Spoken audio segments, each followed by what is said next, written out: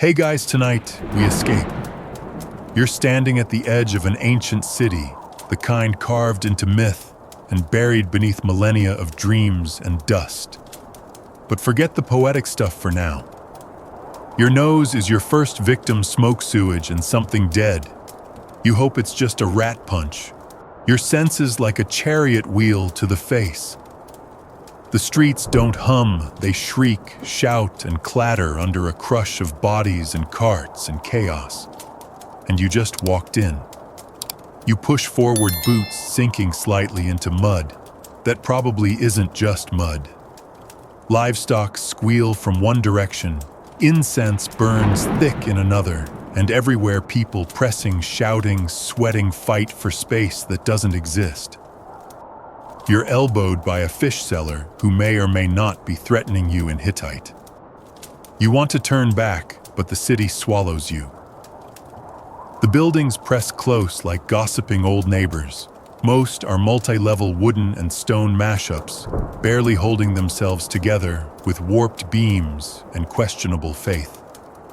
Overhead, balconies lean out like drunks mid-fall, their supports groaning like they've had enough. Laundry flaps across alleys as if mocking your dry, breathable air memories. A child darts past with sticky hands and wild eyes. Was that a pickpocket? Probably. You instinctively check for a wallet. Joke's on them, you're broke, and also 2,000 years out of your comfort zone. At the city center, the density thickens. Smoke curls from a brazier where someone's roasting what might be a pigeon or something that merely looks like a pigeon. A priestess walks past, golden paint cracked on her face like it's been cooked there. She's muttering something about purification. You definitely could use some of that. A group of workers stagger under a load of limestone blocks. One slips, the block crashes to the ground, and no one stops to help. Except you. Big mistake. A foreman grabs your arm and starts shouting. You don't know the language, but the message is clear. Get back in line or get out of the way. There's no thank you in this script. In the background, you spot the public latrines, just a stone bench with holes, communal sponges, and the worst line you've ever seen. A man leaves holding his stomach and making the sign against evil. He looks like he's aged 5 years inside. It's not just crowded, it's alive in a way that wants to consume you. You step over a collapsed woman, no one stops. Not even you. What could you do? She's not bleeding, just vacant. The heat is punishing. It reflects off stone and boils in alleyways. The air tastes of ash and despair with a garnish of garlic. A donkey relieves itself next to a temple guard. He doesn't blink. You've just realized this chaos, this is the normal. You pass a well, its rope worn slick. 2 boys fight over who gets to draw water next. You want to mediate, but again, you're an outsider. Just one more heartbeat in the machine of this ancient metropolis, and already your skin is sticky with 1,000 years of grime. Historians still argue whether cities like this improved quality of life compared to nomadic existence. Sure, you've got pottery and poetry here, but also plague, filth, and noise so persistent it might be a form of psychological warfare. You duck into a side alley to breathe. Mistake. It's a tanner's corridor. The stench of curing hides slaps you like betrayal. You retch once, then again, and finally understand why the locals keep scented herbs stuffed in neck pouches. A fringe theory suggests some people of this time used burnt crocodile dung as a kind of ritual deodorant. You're almost tempted. A parade pushes through the main street. Dancers with bells on their ankles, priests waving censers, oxen painted blue. The festival of fire fertility, who knows? But the crowd's too thick to escape it. You're swept along, feet barely touching ground, until you're spat out near a fountain filled with coins and hope and more than one floating rat. One merchant gestures toward his table. You need charm. Good price. The charm appears to be a desiccated lizard on a string. You're not convinced, but you nod politely. Another man offers something he claims is imported from Phoenicia. It's shiny, probably glass, maybe cursed. You finally find a moment's rest on the worn edge of a stone plinth. Your legs throb, ears ring, and you're not sure if it's sweat or fear dripping down your spine. Somewhere nearby, someone's playing a reed pipe. It's oddly beautiful, even if it sounds like the soundtrack to mild emotional damage. As you sit, a street performer swallows a sword and belches fire. The crowd applauds. A monkey claps along. And then just as you start to think you've seen it all, a funeral procession glides past, slow, solemn, with mourners veiled in dark linen. They chant in a language older than your nightmares. One of them looks at you. Not through you, at you. Like she knows something. Like she's been waiting. So before you get comfortable, take a moment to like the video and subscribe, but only if you genuinely enjoy what I do here. And if you're still awake, drop a comment with your current location and local time. I always love seeing where and when we're dreaming together from. Now dim the lights, maybe turn on a fan for that soft background hum, and let's ease into tonight's journey together. You rise slowly, your bones already learning the rhythm of this place. One step deeper into the labyrinth of civilization's cradle and its coffin. You press forward deeper into the living, breathing monster that is the city. The clamor doesn't let up, it changes like a melody, shifting keys, but the noise is constant. Bells clang from a temple tower, dogs bark at passing carts, and a man screams about the price of millet, as if the gods themselves set it that morning. You stumble through the crowd, shoulder to shoulder with hundreds of others, every one of them carrying purpose or panic. And then you see it, the wall. Thick gray, unmoving, the very edge of your world. At first you think it's there for protection. After all, ancient cities were always under threat, right? Raiders, rival kings, wild animals. But no. The truth seeps in like the stink from the nearby tannery. This wall isn't to keep danger out. It's to keep everything else in. You run your fingers along the pockmarked stone. Each gouge tells a story, sieges, rebellions, desperate attempts to claw your way out. You glance around. No fresh air, no escape. Just more buildings stacked like bad decisions and narrow alleys that seem to lead in circles. The wall looms, not like a guardian, but like a jailer. A cart rolls by carrying the dead, no ceremony, just limbs loosely wrapped in linen and piled like firewood. The driver whistles. No one pays it much attention. There's a gate in the wall, of course, but it's guarded by men who look more interested in extracting tolls than keeping anyone safe. One glares at you. Another flicks a coin and smiles the way a shark might. You consider asking if you can leave, but something tells you that permission isn't part of this place's vocabulary. Behind you, a trumpet blares. Someone important is arriving. A litter borne by 4 groaning men passes, its curtains closed. A boy with a switch clears the way, lashing at those too slow to move. You duck just in time to avoid a swat. The man inside never looks out. Historians still argue whether ancient cities truly offered security from the wild. Sure, lions weren't prowling the market square, but starvation riots and indoor fires were just as lethal.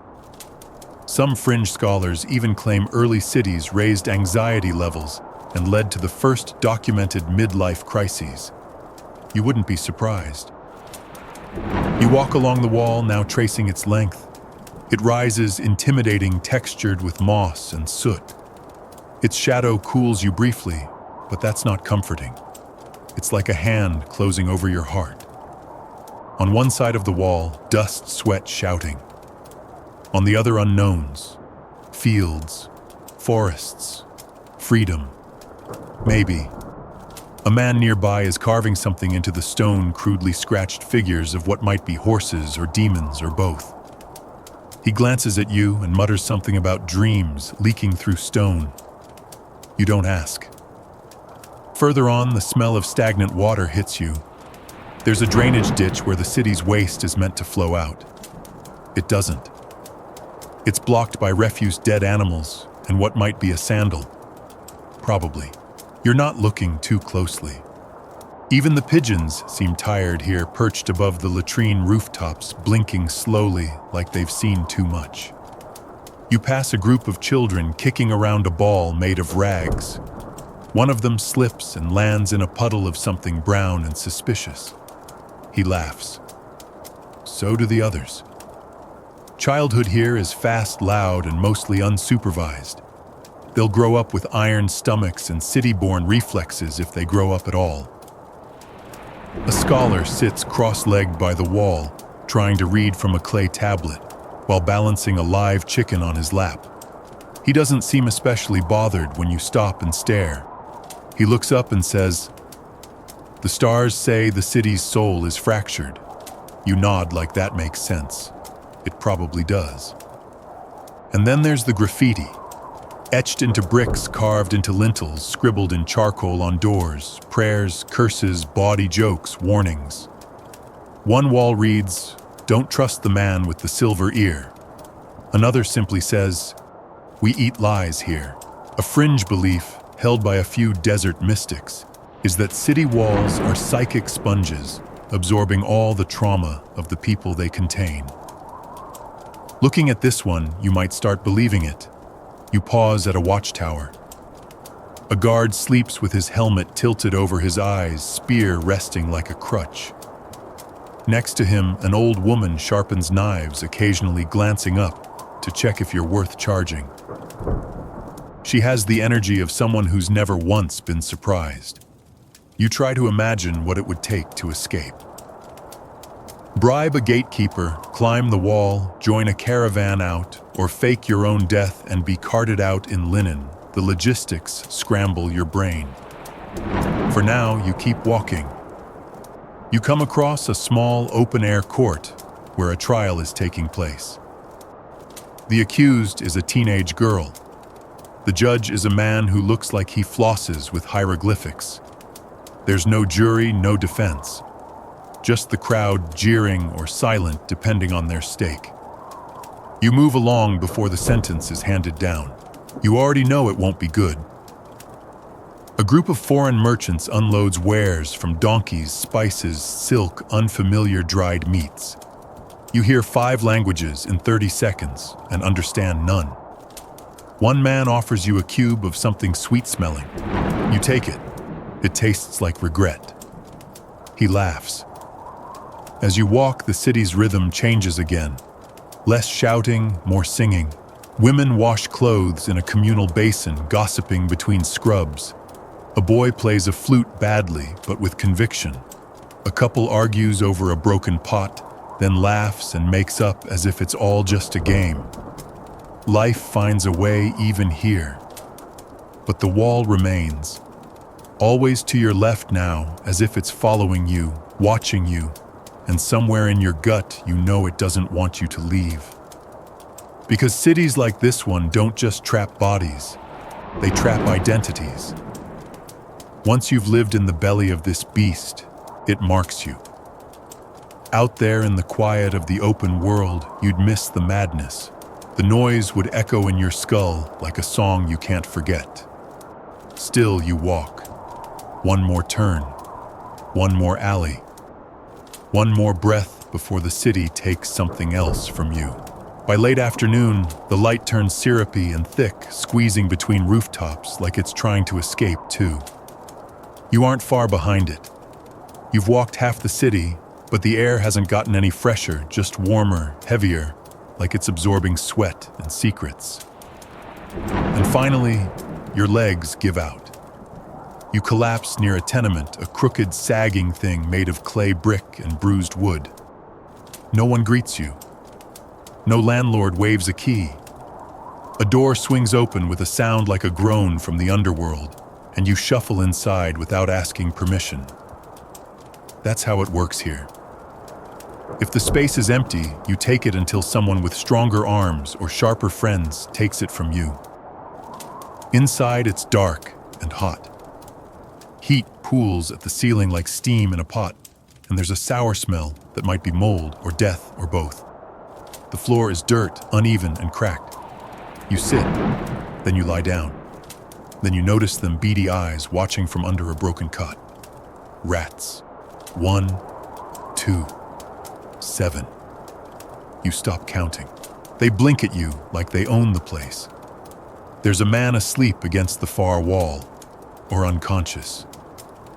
He groans, rolls over, and resumes snoring. You recognize the sound. It's the city's lullaby.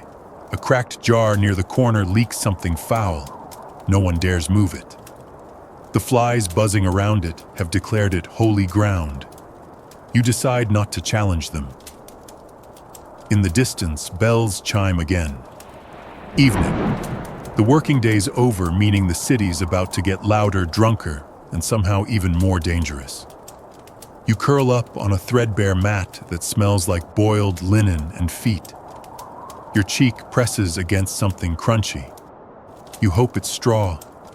You close your eyes. Big mistake. Dreams hit like an ambush. You're falling, or maybe drowning, and then standing in front of the city gate, unable to leave. The wall grows taller behind you, then bends over like it's going to fall on your head. Someone laughs, a woman maybe, or a jackal. You jolt awake. It's darker now. The rats haven't moved. One licks its paw thoughtfully, like it's considering nibbling your ear. Historians still argue whether these dense tenement-style living arrangements were born out of necessity or design. The poor packed in for efficiency, while the rich built mansions with breezeways and courtyards. One bizarre tablet found in a ruined Mesopotamian house describes a dream where tenants turned into bricks, each stacked on top of the other, too afraid to move. You roll onto your back. The ceiling is a patchwork of old beams and spider webs. Something scuttles up there fast and many-legged. You feel an itch crawl down your spine. That's probably not symbolic.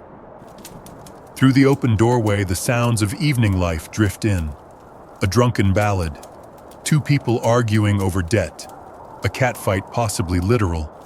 The walls are thin, and so is the barrier between your body and the verminous floor. Still, your eyes droop again. And then, voices. Outside, a group gathers. You peek through a gap in the boards and see them hunched in a circle, passing something between them. Bread wine, no. It glints. A blade. They whisper fast and low. You catch the words, tribute nightfall, and if the guards look the other way. Whatever they're planning, it doesn't involve prayer. You inch away from the door. Suddenly a crash outside. A pot shatters. A woman screams. Not from pain rage. Then laughter. Mocking. The kind of laughter that means someone lost and someone else gained. Probably not fairly. And just when you think it can't get more surreal, a trumpet sounds from the tower. Curfew. Guards begin marching. Not many of them, but enough. Metal on stone. Dogs barking in chorus. The group outside scatters like roaches, except one who spits at the wall and mutters, "Let them try." You don't want to meet him again. You lie back down, body aching. Sleep tries again, and again it fails. Eventually, something softer drapes over your awareness. Not peace, never peace, but a sort of surrender. A half-sleep. And in it, you imagine a home not built of crumbling mud brick and gnawed rafters. A place where you can lie down without having to count eyes in the dark. You wake hours later to snoring. Not just the man across the room, but layered snoring. Multiple people. When did they come in? There are at least 3 new bodies slumped against the walls. One cradles a pigeon. Another mutters names in their sleep. The third might be dead. You can't tell. You sit up slowly. Your neck pops. You've slept, but it hasn't helped. A young girl crouches near the doorway, carefully peeling the meat off what might be a rat. She sees you watching and says nothing, just shrugs and keeps working. You stand legs stiff and step outside. The air's changed. Still foul, but now tinged with morning bread smoke and horse sweat. The day resets like a cursed sundial, and the chaos calls again. You can't stay in that room forever. You won't. You're not like them, right? You walk, trying to shake the stink and the memory. The street greets you with its usual insult, a splash of dirty water from a passing cart. Your foot lands in something soft. You pretend it's mud. You walk faster. You're not staying in that room tonight. You wander back into the current, swept into the city's main artery, the marketplace. If you thought the city was loud before, you were naive. This is a riot with price tags. Stalls erupt in all directions, some permanent, some little more than a plank over 2 barrels, and all of them scream. Vendors bark, buyers haggle, goats bleat. Somewhere a lute is being played like it owes someone money.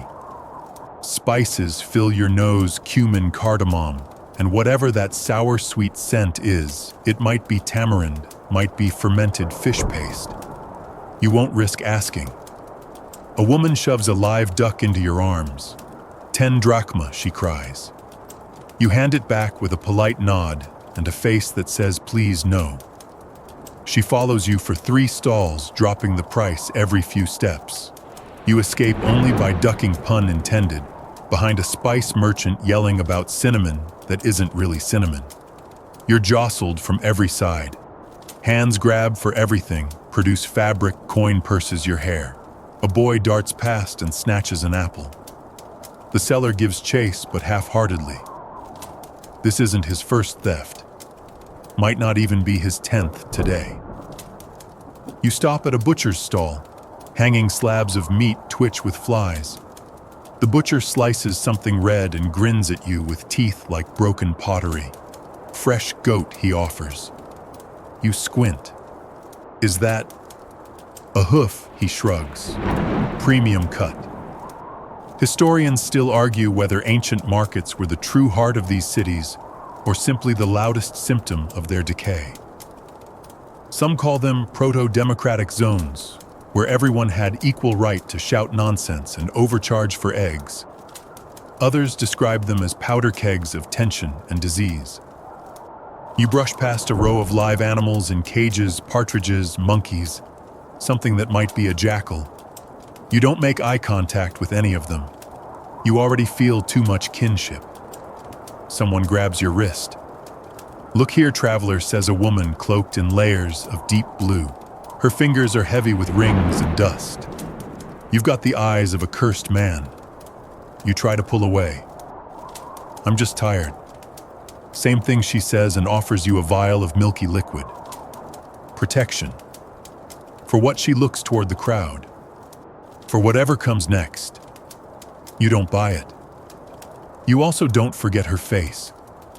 You duck into a shaded corridor between 2 spice stalls. Inside, a chess-like game is unfolding. 2 old men squat over a board, scratched into stone, moving carved figures shaped like beasts and gods. You ask what the game's called. One man grunts, "Life." The other mutters, "Losing." Your stomach grumbles. You haven't eaten since... What a different life. You settle on a vendor selling flatbread wrapped in leaves. It's chewy, nutty, and probably not dangerous. Probably. You're halfway through when a commotion erupts nearby. A woman accuses a man of watering down wine. He denies it. She pours it out onto the ground. It fizzes. The crowd gasps. You back away, clutching your half-eaten bread and your desire to not be cursed today. Across the way, a group gathers around a puppet show. Wooden figures on sticks reenact some myth involving a jealous god, a thunderbolt, and an unlucky cow. The puppeteer's voice cracks mid-scream, but the kids in front are riveted. You slip away again. A man pulls a cloth from a basket, revealing gemstones so bright they hurt your eyes. He grins and says, "Found them in the river." You're not sure if that means they're valuable or cursed. Probably both. A dog chases a chicken past your feet. Neither look like they're winning. You pause by a woman painting designs on scraps of bark. Intricate lines, snakes' eyes, suns. You ask what they mean. She replies, protection, warnings, stories. Then sometimes all at once. You wonder if you're walking through a story you don't understand. You stumble into the perfume alley. You know it. Before you see it, your nose is instantly overwhelmed by rose musk, sandalwood, and something that smells like burnt sugar and desperation. Women wave scarves soaked in scent. One man insists he has a blend that makes enemies forget your name. Tempting, honestly. A fringe belief held in this city suggests every smell has a spirit, and offending the wrong one can lead to nosebleeds, nightmares, or in rare cases, marriage. You hold your breath and bolt. At the market's far edge is the fire pit, where old wares go to die. Broken amphorae, worn sandals, mildewed scrolls. Smoke coils upward, joining the city's permanent cloud. An old man warms his hands by it and mutters, "What's useless today was sacred last week." You finally make it to the shade of a ruined colonnade and collapse. The market still rages behind you, its noise like waves crashing on your spine. You watch a monkey climb a temple pillar with a stolen fig. No one stops it, and you think this market isn't a place. It's a living organism.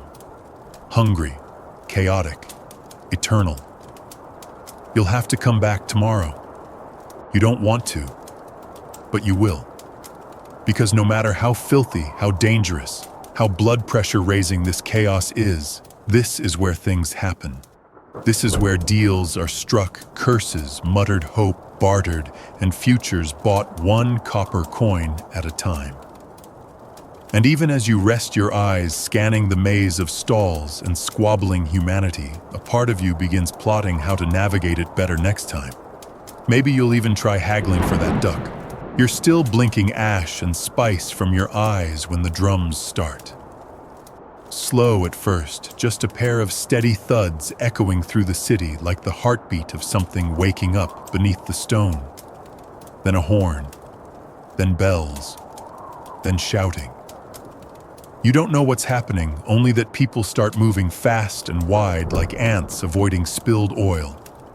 Children climb onto rooftops. Women daub colored powder on doorways. Men drag carts full of garlands, wine jars, and awkward animal statues into the streets. A voice calls from above. The gods demand spectacle. Of course they do. The festival has begun. You don't remember agreeing to participate, but participation isn't optional. The city's streets shift from everyday mayhem into something somehow louder. Drummers march down alleys. Dancers in feathered masks spin and leap. Someone sets off firecrackers far too close to your face. You flinch, and a nearby merchant laughs like you're the act.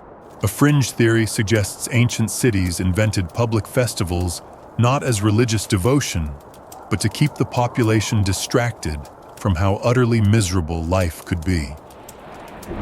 Based on the number of overworked oxen dragging giant effigies through urine-soaked streets.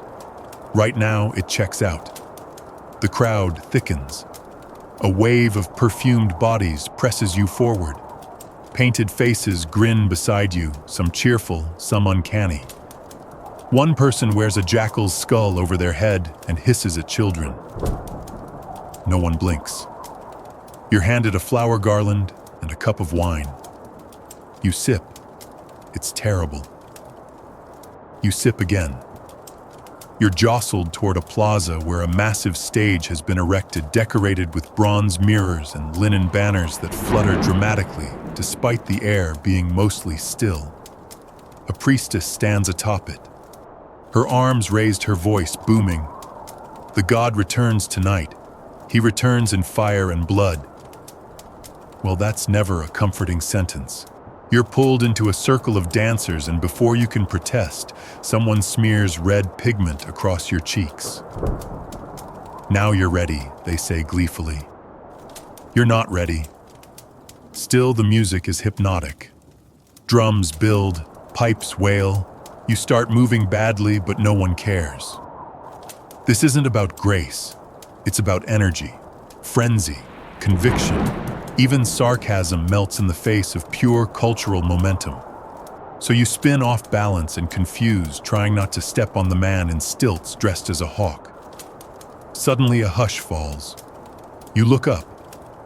A new procession arrives, this one slow, measured, eerie. A dozen figures in deep black robes glide forward, faces obscured. They carry a litter draped in gold and bone, something glowing faintly inside.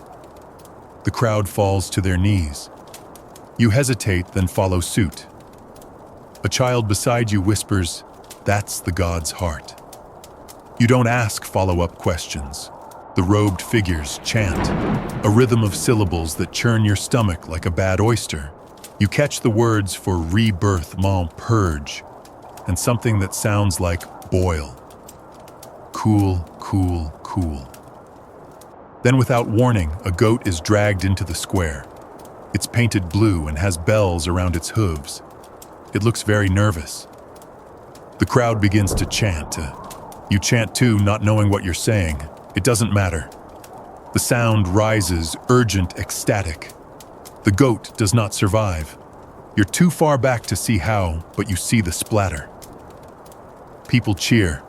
A woman near you cries and throws flower petals. A man faints. The child claps. Historians still argue whether these rituals were literal sacrifices or highly symbolic dramatizations. Judging by the blood now dripping off the stage, this one leans heavily toward the literal. And then, because things can always escalate, fire dancers step forward. They twirl torches, spit flames, toss burning hoops into the air. One man sets his arm alight and laughs as someone douses him in wine. You briefly consider if you're hallucinating, but no, the city just is like this. Next comes the possession. A woman screams and falls to the ground. Her body convulses, her eyes roll back, and 3 people hold her as she begins to chant in a language no one taught her. The priestess nods solemnly. He speaks through her now. People ask questions about crops, children, enemies. The possessed woman answers between spasms. One man asks if his wife is unfaithful. Her answer makes half the crowd gasp. The other half starts cheering. A few feet away, another woman collapses in joy. Or maybe heat stroke. Someone fans her with a palm frond while pouring honeyed wine down her throat. You're handed a candle. You're not sure where it came from. You light it. Everyone does. The plaza glows golden and flickering. The priestess announces that the god has been pleased. Mostly. Then she throws a handful of dust into the fire. It flares green. You don't ask why. You just clap. After the performance, the crowd begins to break up into clusters, some still singing, some dancing, others drunkenly debating theology or how many heads the god really has. The answer ranges from 1 to 7 depending on who you ask and how much wine they've had. You wander away dazed and sticky. A child grabs your hand and tugs you toward a booth where you can buy candied figs shaped like serpents. You politely decline. You've eaten enough questionable things today. On the way out of the plaza, someone touches your shoulder. You turn, and it's the woman from before, the one who called you cursed. She smiles now, almost kindly. You made it through, she says, through what she shrugs. The first day. You're not sure if she means the festival or the city itself. You're not sure it matters. You find a quiet corner near a fountain cracked, barely dribbling water, but blessedly unoccupied. You sit exhausted. Your clothes are stained with sweat pigment and a small but mysterious quantity of feathers. You close your eyes just for a moment, and in the distance, drums start again. You don't see the fire at first. You hear it. Not the gentle crackle of a hearth, but the kind of sound that eats things. A dry, sucking roar that pulls at your ears and turns conversations into panicked shouts. Then comes the smoke, gray, then black, then so thick, it's like the city is exhaling centuries of secrets all at once. People run. They don't yell instructions. There's no coordinated effort, just stampeding sandals and screams. A woman holding a jug drops it and keeps running. A dog dashes past, fur-singed eyes wild. A man stops to grab a sack of something from his stall, dates maybe, and promptly gets trampled. You spin looking for the source.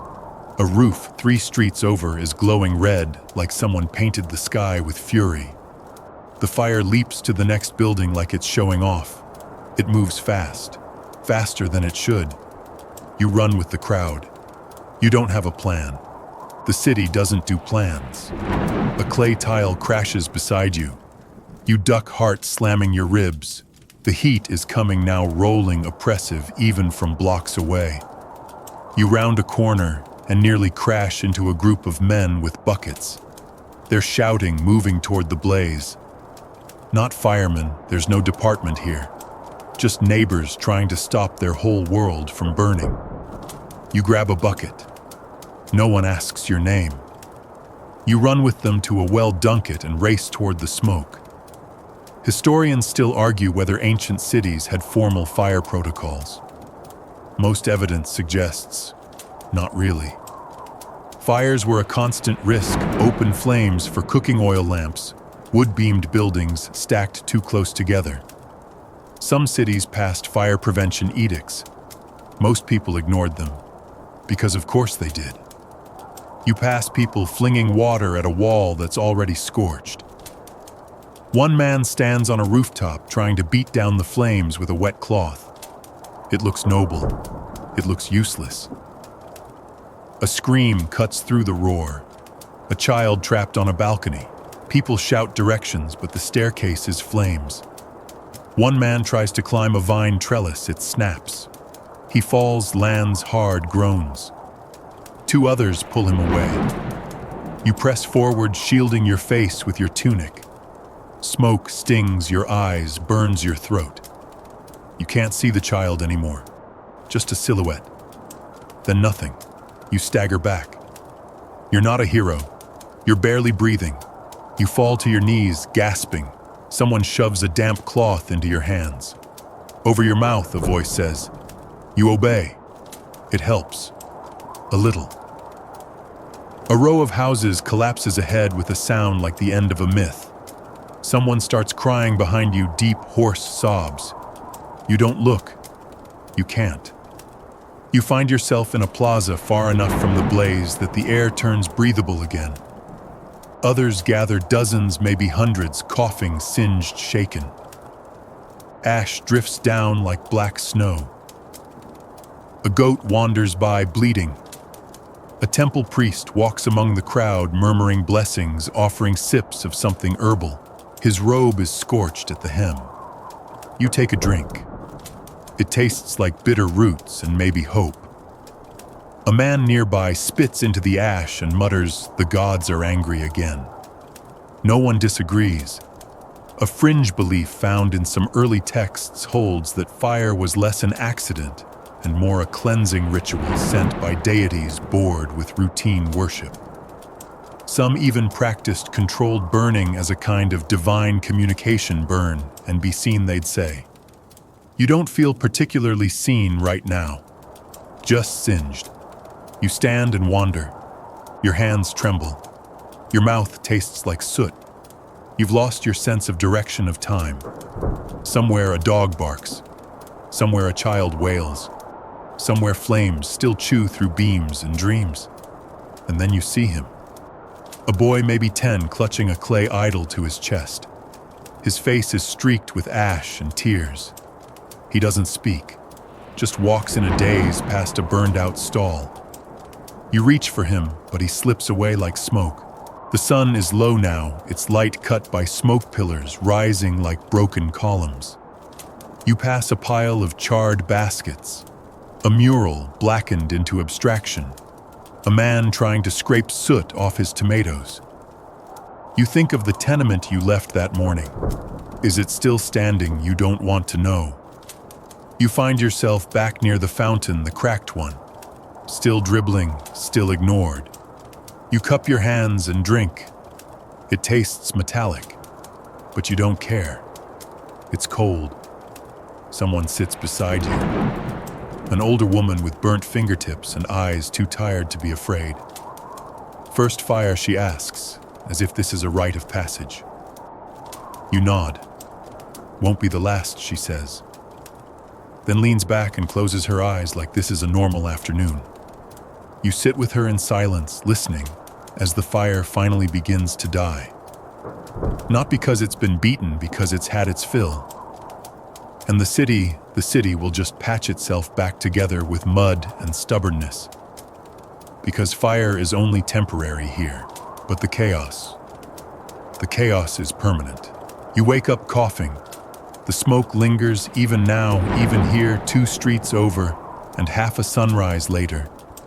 Your throat is raw, your tunic smells like roasted nightmares, and your lungs are doing their best impression of an overused bellows. But the city doesn't pause. There's no disaster recovery team, no aid tents. Just another day slouching forward like nothing happened. And then you hear it. The coughing. Not just your own, not just a few unlucky fire breathers from the night before. No, it's everywhere. Raspy, wet, guttural. Echoing through alleys like the city has developed lungs of its own, and they're failing fast. You round a corner near the market and see them hunched figures shivering in the rising sun, eyes, dull mouths twitching between prayers and blood-specked phlegm. One leans against a wall and hacks until they collapse. No one rushes over, just glances. A few whispered charms. A child throws a flower at their feet, not in pity habit. You ask a nearby vendor what's going on. He shrugs. The breath sickness, he says. It comes every year. Every year, he nods. Just like rain, just like taxes, just like lies, he offers you a dried fig. You don't have the appetite. Historians still argue whether these cyclical plagues were caused by water rats or angry gods. A few even posit that regular citywide illness functioned like nature's reset button, culling the weak, thinning the population, keeping food rations manageable. Cheery stuff. You start noticing the signs everywhere, doors painted with chalk symbols. Bundles of herbs hung over thresholds. Faces wrapped in cloth, not out of modesty, but fear. A priest slinks through the street trailing incense, chanting that the plague is punishment for arrogance and unwashed feet. You consider washing yours just in case. You pass a public fountain where people normally gather. Today, it's eerily empty. A single man sits on the edge, staring into the murky water, as if expecting it to whisper his fate. A rat climbs out of the basin and strolls away like it owns the place. You keep walking. You don't know where you're going, but you can't stay still. Not here. Not now. You hear another cough closer. Behind you. You glance back and lock eyes with a girl maybe 12. She holds her stomach like it's the only thing anchoring her to the earth. She coughs once, twice, blood bubbling at the corners of her lips. She wipes it away and gives you a crooked smile. I won't tell, she says, then walks on. You feel something shift in your chest. Not illness, dread. That creeping realization there is no plan, no cure, no exit. A man nearby bangs on a closed shop door, shouting for a healer. No answer. Another man grabs him and says they've gone to the temple. All of them. You know what that means. It doesn't mean medicine. It means prayers and potions and a healthy amount of hope-based improvisation. Still, you follow them. The temple is crowded. Too crowded. People wheeze on the floor. Some lie still, others are being anointed with oil or sprinkled with powdered gold. One woman slaps a priest, crying.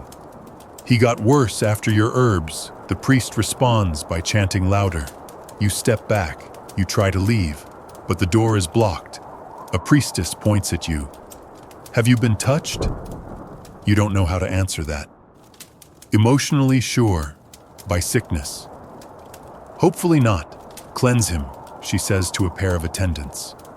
You try to protest, but they already have your arms.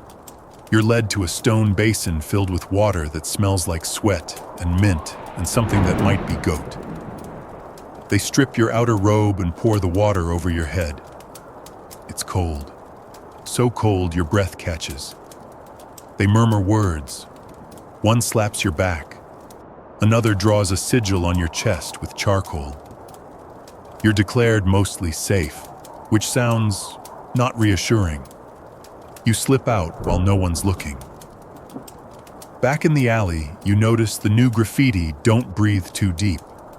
You don't need to be told twice. A fringe belief you once overheard claims certain plagues are not diseases but living entities drifting through cities looking for people too curious, too clever, or too unlucky. People like you. You try to distract yourself. You count dogs. You count carts. You count breaths. That's when you see it. A wagon piled high with bodies. No linens, no coins on their eyes. Just stacked arms, akimbo faces, twisted mid-cough. The driver doesn't sing. He just clucks to the donkey and moves on as though he's hauling clay jars instead of corpses. You lean against a wall and retch. Nothing comes out but bile. Two men nearby debate whether the plague came from spoiled lentils or bad omens. A third suggests it was a curse sent by a rival city. They all nod like this makes sense. Maybe it does. You catch a glimpse of a healer crouching by a patient, whispering to them. The patient is a merchant you saw yelling about figs 3 days ago. Now he's limp eyes rolling back. The healer sighs, gently closes them, and moves to the next person. You walk away. Slowly now, carefully. Like each breath might be your last normal one. You turn down a quieter alley. The noise fades. For a moment, it's peaceful. Too peaceful. Then you see the child. It's the girl from earlier, the one who smiled through blood. She's sitting in the dirt, eyes vacant back against the wall. You call to her. No answer. You kneel down and gently touch her shoulder. Still warm, but not for long. You sit beside her for a while, not sure what to say. Not sure if you should say anything at all. Eventually, you rise. You walk on. Because in a city like this, the only thing worse than the plague is being the one who survives it. You wake to water. Not the refreshing kind, the splashing kind. A rude, wet slap from someone pouring a bucket down a flight of stone stairs, unbothered by the fact that you're at the bottom. You sputter, blink, groan. Another day in the city greets you with damp clothing and a new bruise. Time to get clean. Which in this place means something wildly different from your modern expectations. You're heading toward the public baths, not because you crave relaxation, but because the sticky combination of blood-smoke temple incense and the breath plague residue currently baking on your skin is becoming emotionally aggressive. The bathhouse looms large at the edge of the residential quarter, columns cracked, but proud a frieze of mythic sea beasts along its roofline. A half statue of a lion-headed god watches you approach. Its missing eyes don't inspire confidence. Inside, it's a chorus of echoes, slaps of water laughter, coughing, and the occasional philosophical debate shouted across the steam. The air smells of oil mildew and optimism. You enter the vestibule where you're expected to strip. Modesty is a foreign concept here. Men and women bustle about in various stages of undress. Some laugh, some judge. One elderly man polishes a bronze mirror while offering unsolicited skincare advice to a confused soldier. You nod politely and remove your robe. The changing room gives way to the frigidarium, the cold plunge pool. The floors slick. The walls drip. You dip a toe in and instantly lose trust in your ancestors. But rules are rules. So you dunk. The shock is total. Your breath leaves. Your soul briefly considers reincarnation. A child beside you yelps and leaps out screaming. You stay in out of pride or paralysis. Next, the tepidarium. Warm water, tolerable noise. Here people socialize. Politicians whisper about bribes. Poets perform awkward odes to their bath attendants. A man beside you claims to be descended from a god who once married a river. You nod slowly. Historians still argue whether ancient bathhouses were centers of hygiene or social pressure cookers. Some describe them as proto-gyms, part gossip mill, part disease vector, part hot tub time machine for political conspiracies. You edge toward the caldarium, the hot room. You push through a curtain and are hit by air so thick with steam it practically bites. You sit on a slippery bench. An old man beside you pours scented oil onto the stones. It hisses. He smiles. Opoponax, he says, for the lungs. You pretend to know what that is. A masseur offers his services. You decline. He begins anyway. Your back cracks in ways it shouldn't. You carry too much city in you, he says. Then disturbingly, we'll get it out. The room is half conversation, half incantation. You hear someone sobbing softly in the corner. Another person is laughing about taxes. Someone snores sitting upright. And everywhere whispers. One woman claims the baths are haunted by drowned philosophers. Another insists that cleaning too often invites the envy of dry spirits. There's even a fringe belief that parasites speak to each other in the pipes plotting. You don't ask for elaboration. You watch as two attendants skim oily film from the water's surface with bronze ladles. Where does it go? Don't ask. Eventually, you rinse with warm water from a clay jug. You scrape your skin with a dull blade, as everyone else does. Dead skin flakes away. So do regrets. You do feel cleaner, relatively speaking. You return to the vestibule and retrieve your robe, which is now damp and slightly heavier, possibly cursed. You don't ask. On your way out, you're offered perfumed oil. You choose one at random. It smells of lavender and crushed judgment. A girl rubs it into your shoulders without breaking eye contact. For protection, she says. You nod. You've stopped questioning everything. It's easier that way. Outside, the heat slaps you again. Your pores weep. But for a moment, just a moment, you feel human. Like maybe you've peeled the city's stink off you. Just maybe.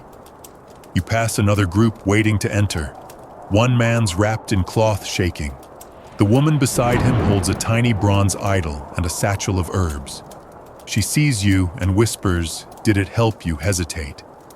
Then say, "For a little while." She nods. That's enough.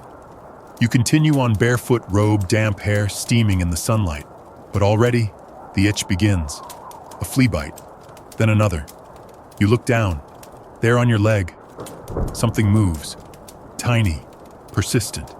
You sigh. Historians often debate the actual effectiveness of these ancient baths. Yes, they removed dirt, but they also spread parasites. Lice mites and intestinal surprises were common. Some even theorize the caldarium was a breeding ground for steam-loving microbes now extinct or merely renamed. A man you pass sneezes hard enough to fall over. His friends cheer. Back in the street, you're handed a flyer, a painted bit of bark with an ad for a new bathhouse promising oil without worms and gods on staff. You pocket it, just in case. You realize then the bath wasn't about hygiene. Not really. It was about survival theater, performing cleanliness, borrowing it for an hour or two, so the chaos of the city doesn't consume you completely. You turn into a side street where water from the bathhouse drains into a gutter now filled with bubbles, feathers, and something that was probably once food. A cat laps at it contentedly. You don't judge. You stop walking. You smell yourself. Better not really. But in this city, less bad counts as a win. You're walking again, and your feet know the rhythm now. Slap-step dodge over cobblestones slick with mud and run off past crumbling thresholds where eyes peer out but rarely invite. You're not alone, never alone. The city's always awake even if it's just shifting in its sleep. And underfoot, the streets aren't streets. They're a mosaic of blood, mud, dung oil, and mystery meat. You try not to think too hard about what that soft squish was. Could be fruit. Could be something that used to walk and talk. The main avenue is worse than usual. You don't even need to see it. You can smell it from 3 alleys away. Coppery, sour, slightly fishy. You round the corner, and there it is, a row of butchers hacking away at goat carcasses, ox haunches, and something the sign says is river meat. You don't ask. Blood runs down their tables in thick rivulets. Some try to catch it in jars, others let it spill into the gutter like an offering. A child collects scraps from the ground in a woven basket. His eyes say he's not doing it for a pet. You step carefully, but it's hopeless. Your sandals squelch. You slip, once catch yourself on a crate of onions, and a nearby vendor gives you a slow clap. You give a mock bow and move on dignity trailing behind you like a bruised banana. Historians often point out that sanitation in ancient cities was, let's call it, aspirational. There were drains, sure, but not enough, and usually blocked by everything. Human waste, animal waste, emotional waste. It all flowed into the same stew and lingered wherever the land sloped wrong. You pass a man sweeping the road with a broom made of bundled reeds. He's losing the battle. Mud is winning. He sees your expression and grins. Just feeding the street, he says. You're not sure if he's joking. Next to him, a pig roots around in a broken amphora, snorting happily. A woman yells at it and throws a sandal. It dodges like it's been training for this. Further ahead, a wagon wheel has sunk half its depth into a pothole. The driver yells at his ox. The ox appears unimpressed. A man tries to help, slips, falls face first into the sludge. The crowd cheers. Someone shouts, he baptizes himself in city truth. You're tempted to join the applause. Then the rain starts. Not a downpour, just enough to activate every possible stench. Warm droplets mix with hot stone and centuries of rot. The mud deepens, the blood dilutes, and the street becomes a river of regret. You take shelter under a tattered awning near a fishmonger's stall. Bad idea. The fish stares back at you with the kind of dead-eyed judgment only the recently deceased can offer. A cat claws at the table legs. A boy nearby flips oysters with a practiced motion. One lands at your feet. You try not to step on it. The fishmonger offers you a sample. It's chewy. You nod in gratitude and immediately start praying it wasn't raw. A fringe belief in some bathhouse murals suggests that walking barefoot through sacred street sludge opens the soul to ancestral memory. You sincerely hope not. You'd rather not remember who invented puddles of fermented pigeon soup, The rain stops, steam rises, you move on. Past the tanners now, always a treat. Hides drying on racks like defeated flags. The smell hits you in the teeth. You try breathing through your mouth, then realize that makes it worse. You consider breathing through regret. That helps. A man stirs a vat of brown liquid with a stick taller than he is. You ask what's in it. He says donkey brain, lime, and ash. You nod as if that's a normal sentence. Then he adds, that's the gentle formula. You don't ask about the strong version. The street narrows. You're shoulder to shoulder with sweaty strangers. Everyone's trying to avoid the deeper puddles. No one succeeds. You pass a wall where someone's drawn a chalk figure slipping on what appears to be dung. The caption says in rough script, "City's blessing, step wisely." You chuckle. It's the hardest you've laughed all day. Further down, the blood and mud flow joins a small open channel meant to carry waste away. It trickles sluggishly. You follow it curious until it empties into a square drain, one you passed your first day here. You peer in. Something moves inside. Probably just water. Probably. You climb a few steps to dry ground, where a food vendor has set up shop on slightly higher terrain. Grilled flatbread and onions sizzle over hot coals. The smoke smells like civilization pretending to be delicious. You buy one, careful not to drop it. You eat while watching others tiptoe through the filth below like dancers in a city-wide slapstick. You sit on a stone ledge nearby and take off your sandals. They're ruined. The soles flap. The straps smell like despair. And yet you laugh. Because in this city, the streets don't kill you. They initiate you. You think of the phrase you overheard earlier, feeding the street. It's poetic in a terrifying way. This place takes your grime, your offerings, your dignity, and in return, it gives you perspective. And possibly a few foot infections. You wiggle your toes, sigh, and look up at the sky. Just in time for a passing bird to bless you with another drop of something awful.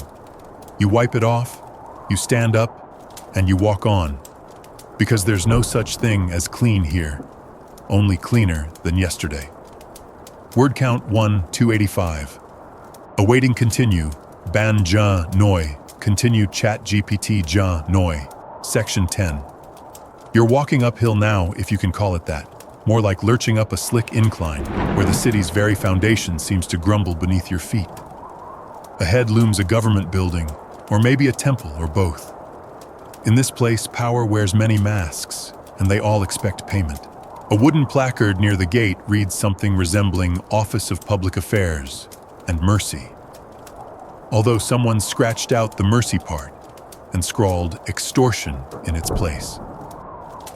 You pause at the entrance. Your stomach tightens.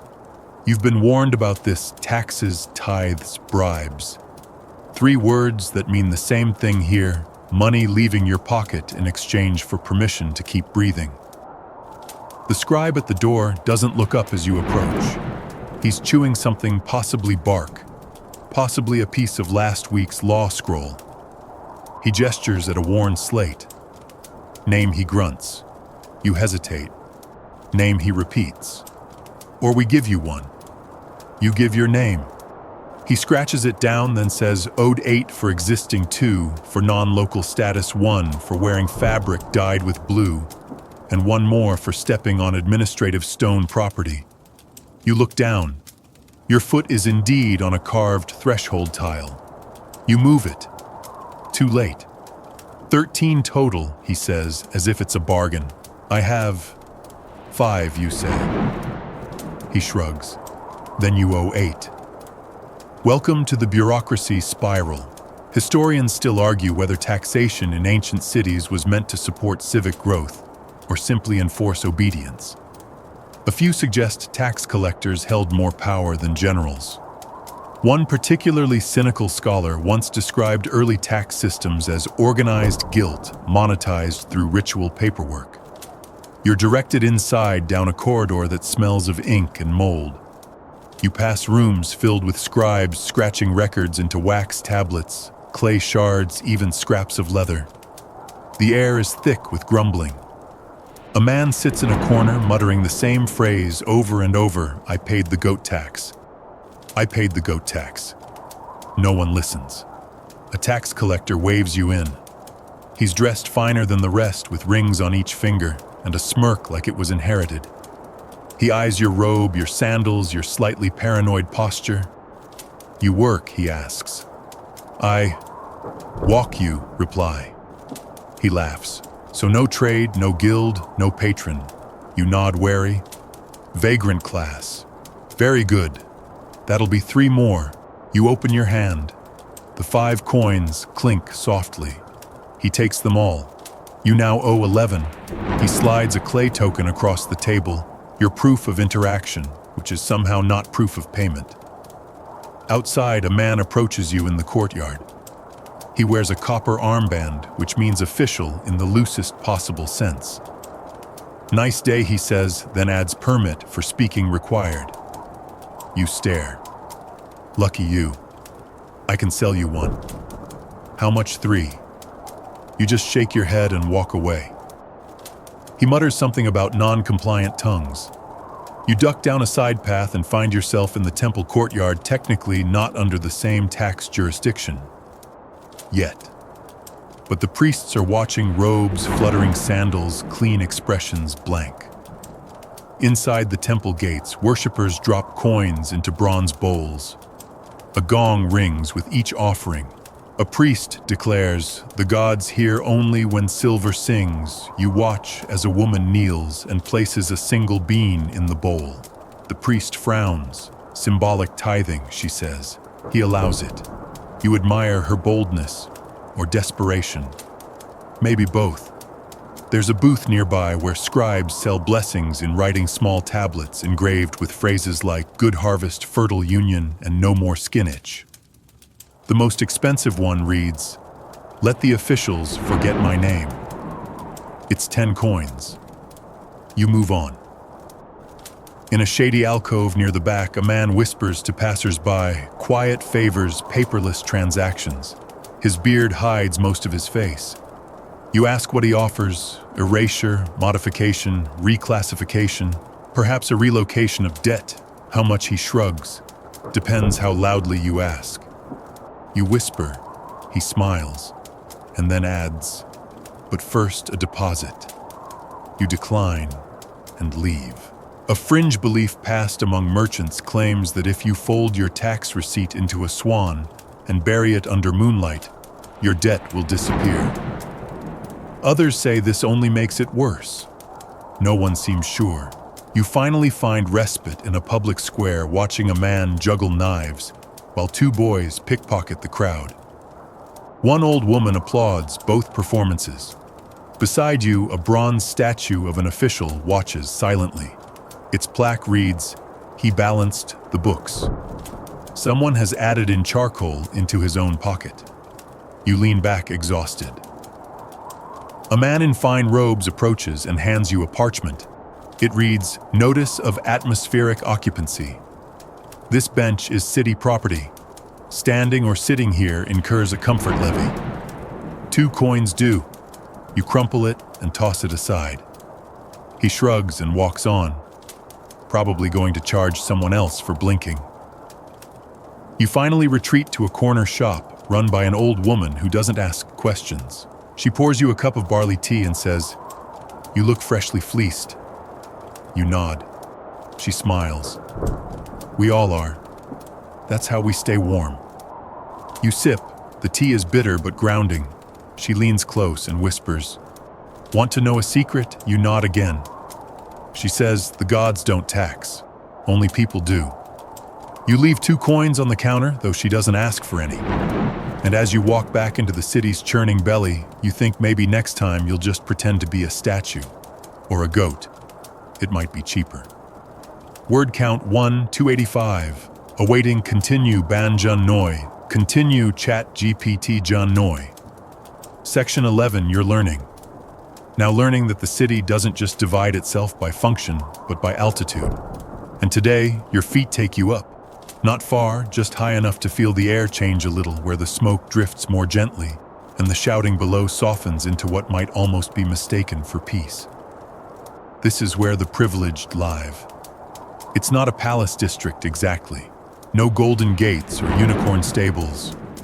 Just a row of elevated homes with wide stone courtyards and balconies strung with vines instead of laundry. And silence, precious, curated silence. Not the natural quiet of isolation, but the kind that's paid for. You lean against a wall and watch as a servant sweeps a mosaic floor for the 5th time in an hour. There's no dust. It's just the performance of cleanliness.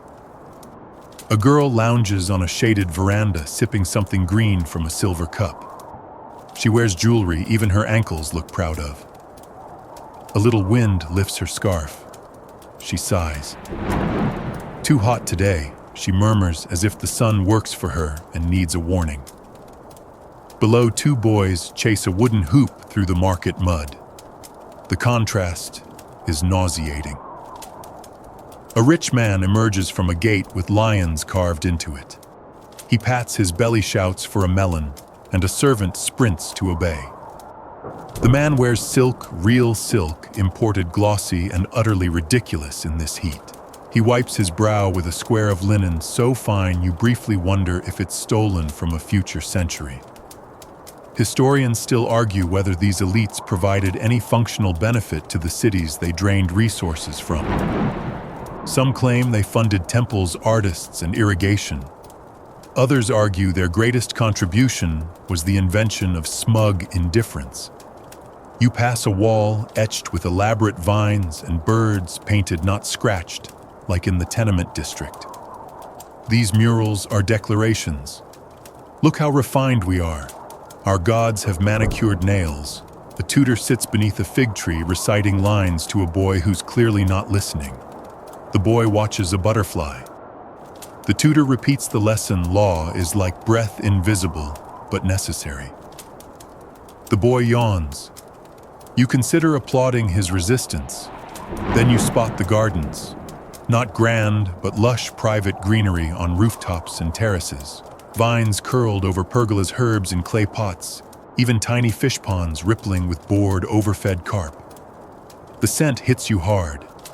Basil, lavender, wet stone, clean water. You suddenly realize how starved your senses are. Not for food or shelter, but softness. Up here, the air doesn't bite, it coos. You watch as a woman dips her fingers into a ceramic basin and waters her plants one by one. She hums. It's not a happy tune, just undisturbed. A servant beside her fans the air slowly. He blinks. You lock eyes briefly. There's no fear, just fatigue. He's done this 1,000 times, maybe more.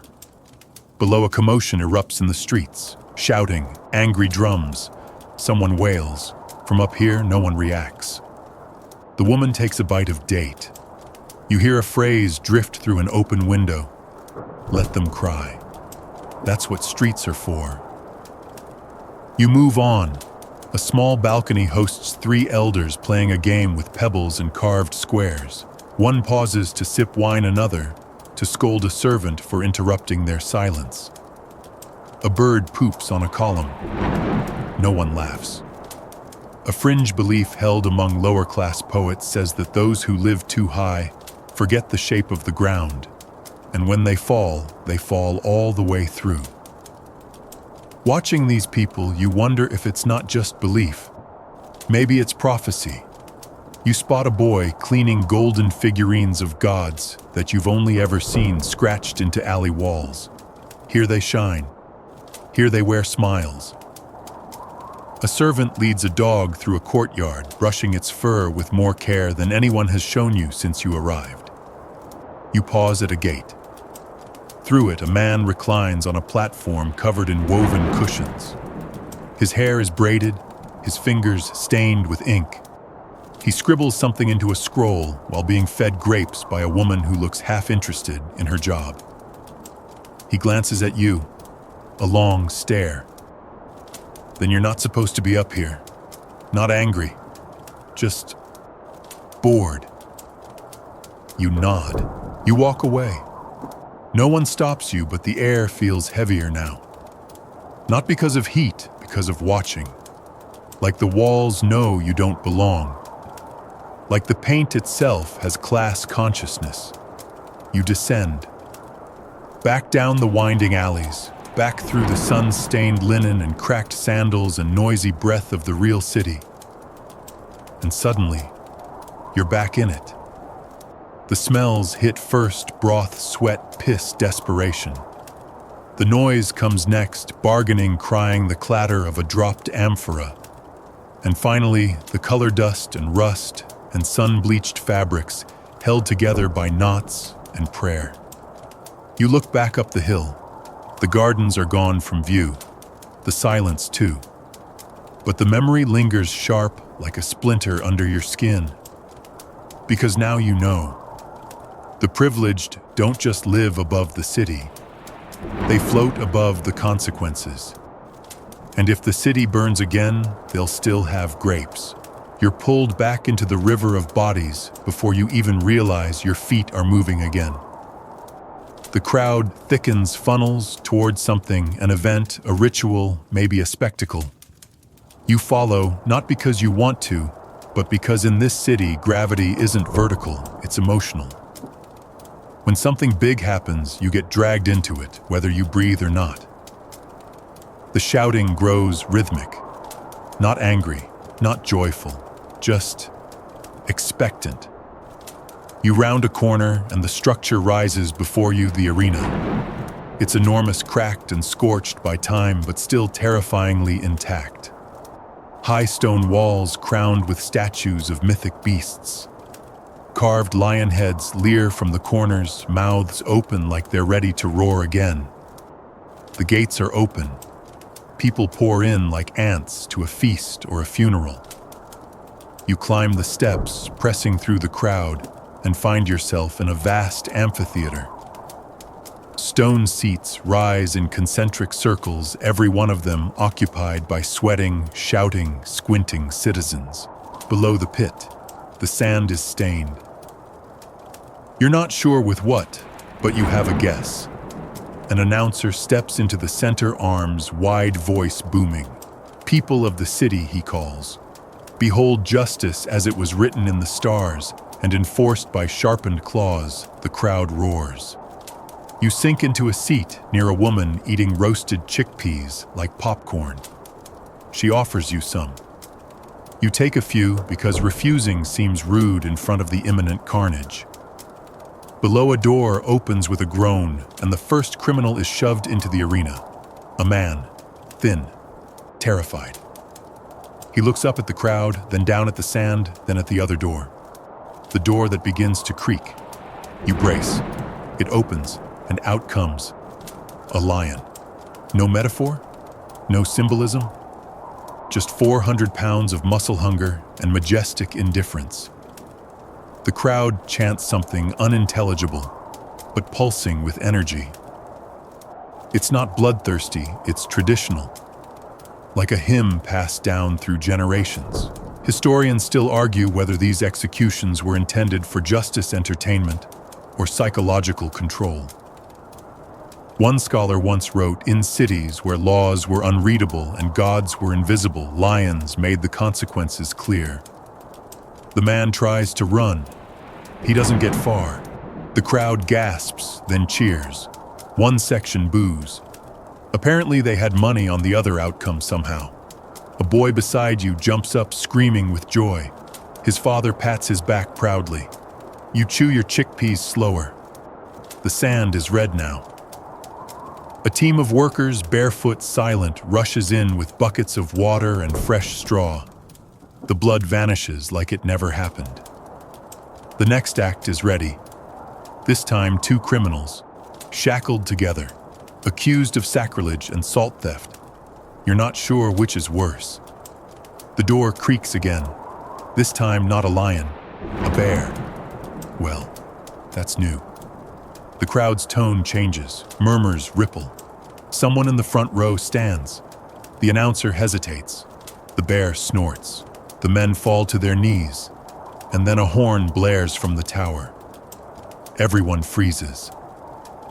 A robed official steps into the pit scroll in hand and shouts, "By decree of the High Chamber, these men are to be spared."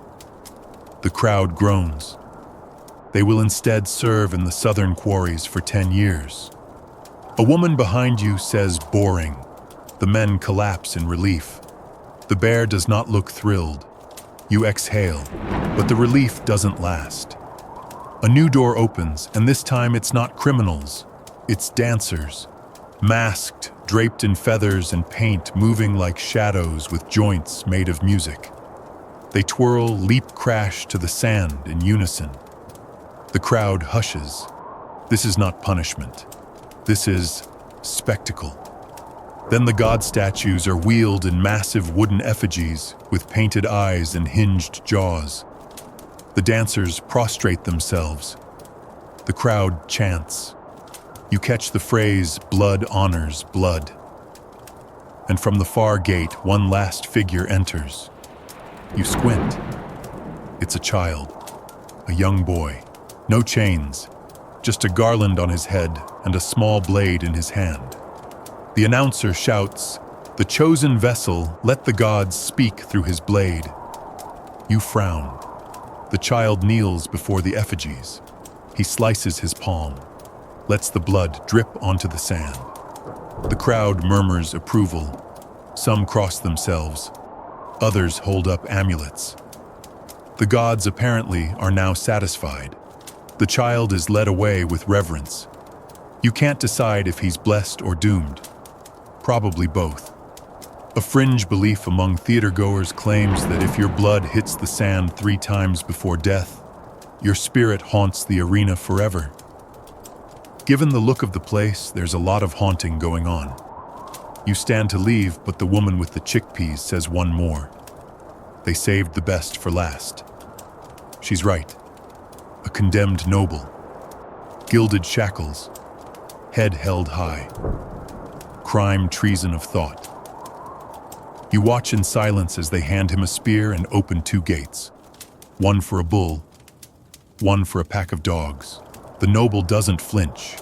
He spins the spear once, then charges. You don't see the end. You walk out. You push through the crowd, down the stairs, into the street, and still the roar of the arena follows you. Not in your ears, in your chest.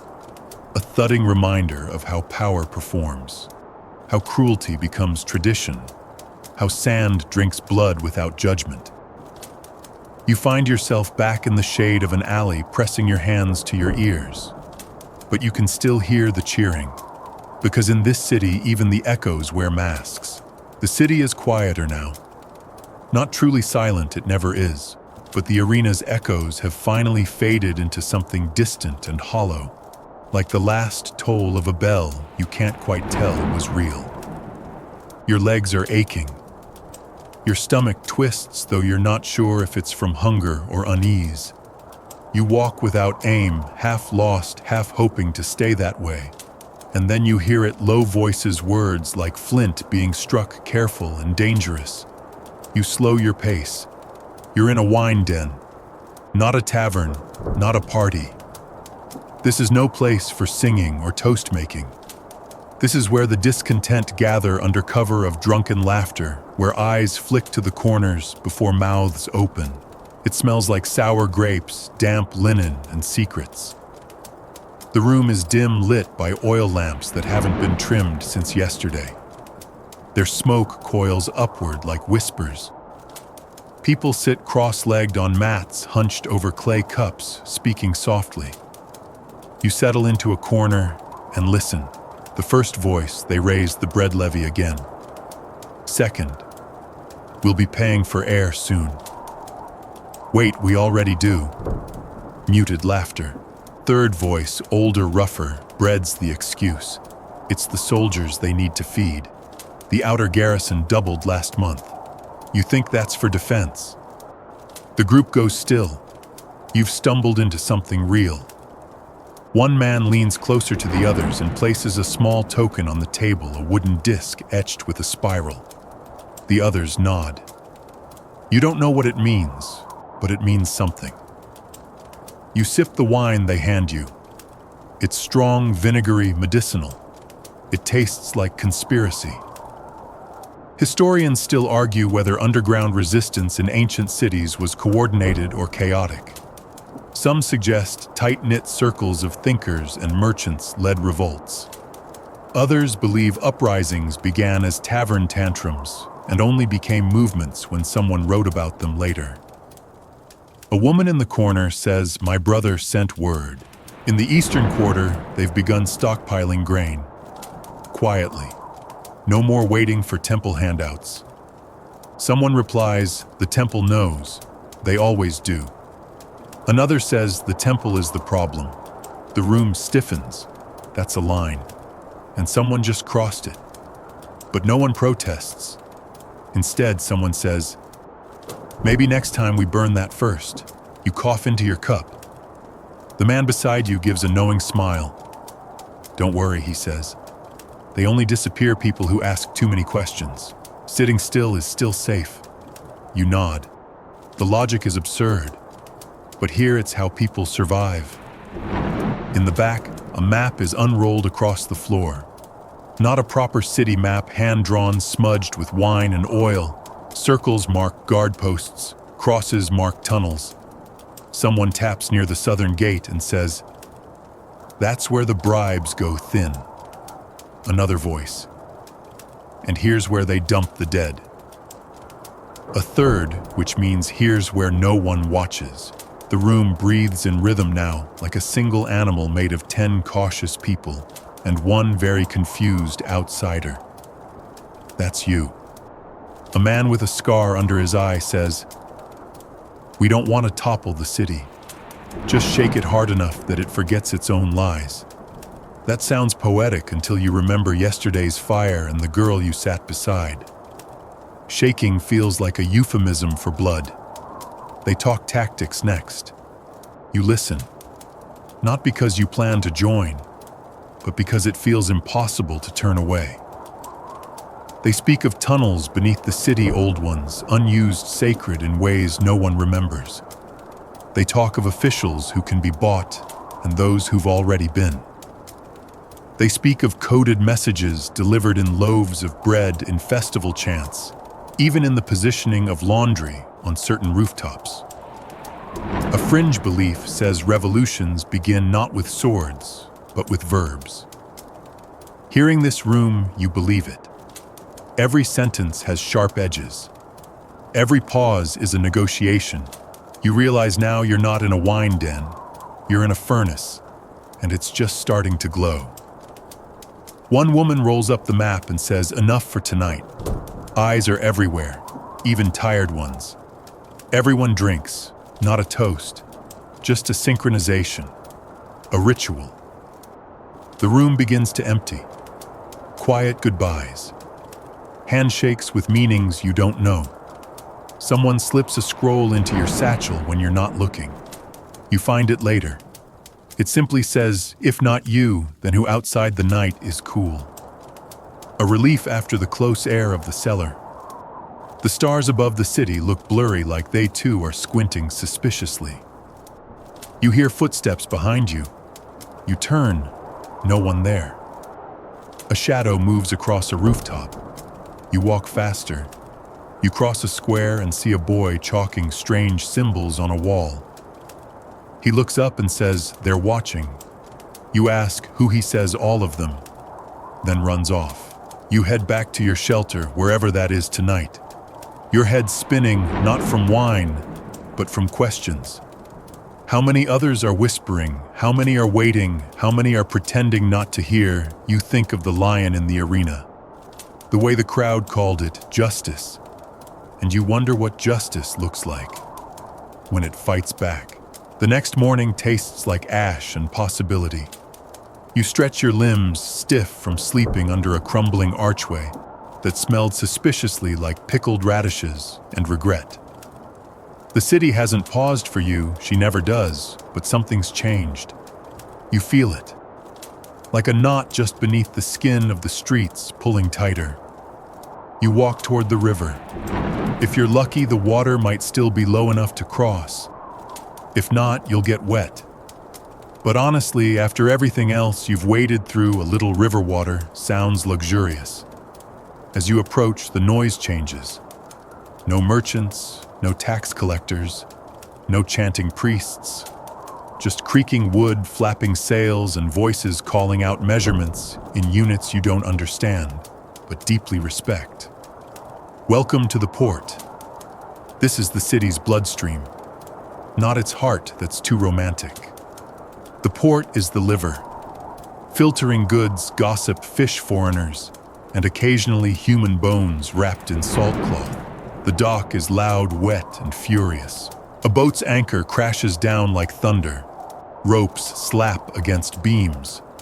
Someone swears in a language you've never heard.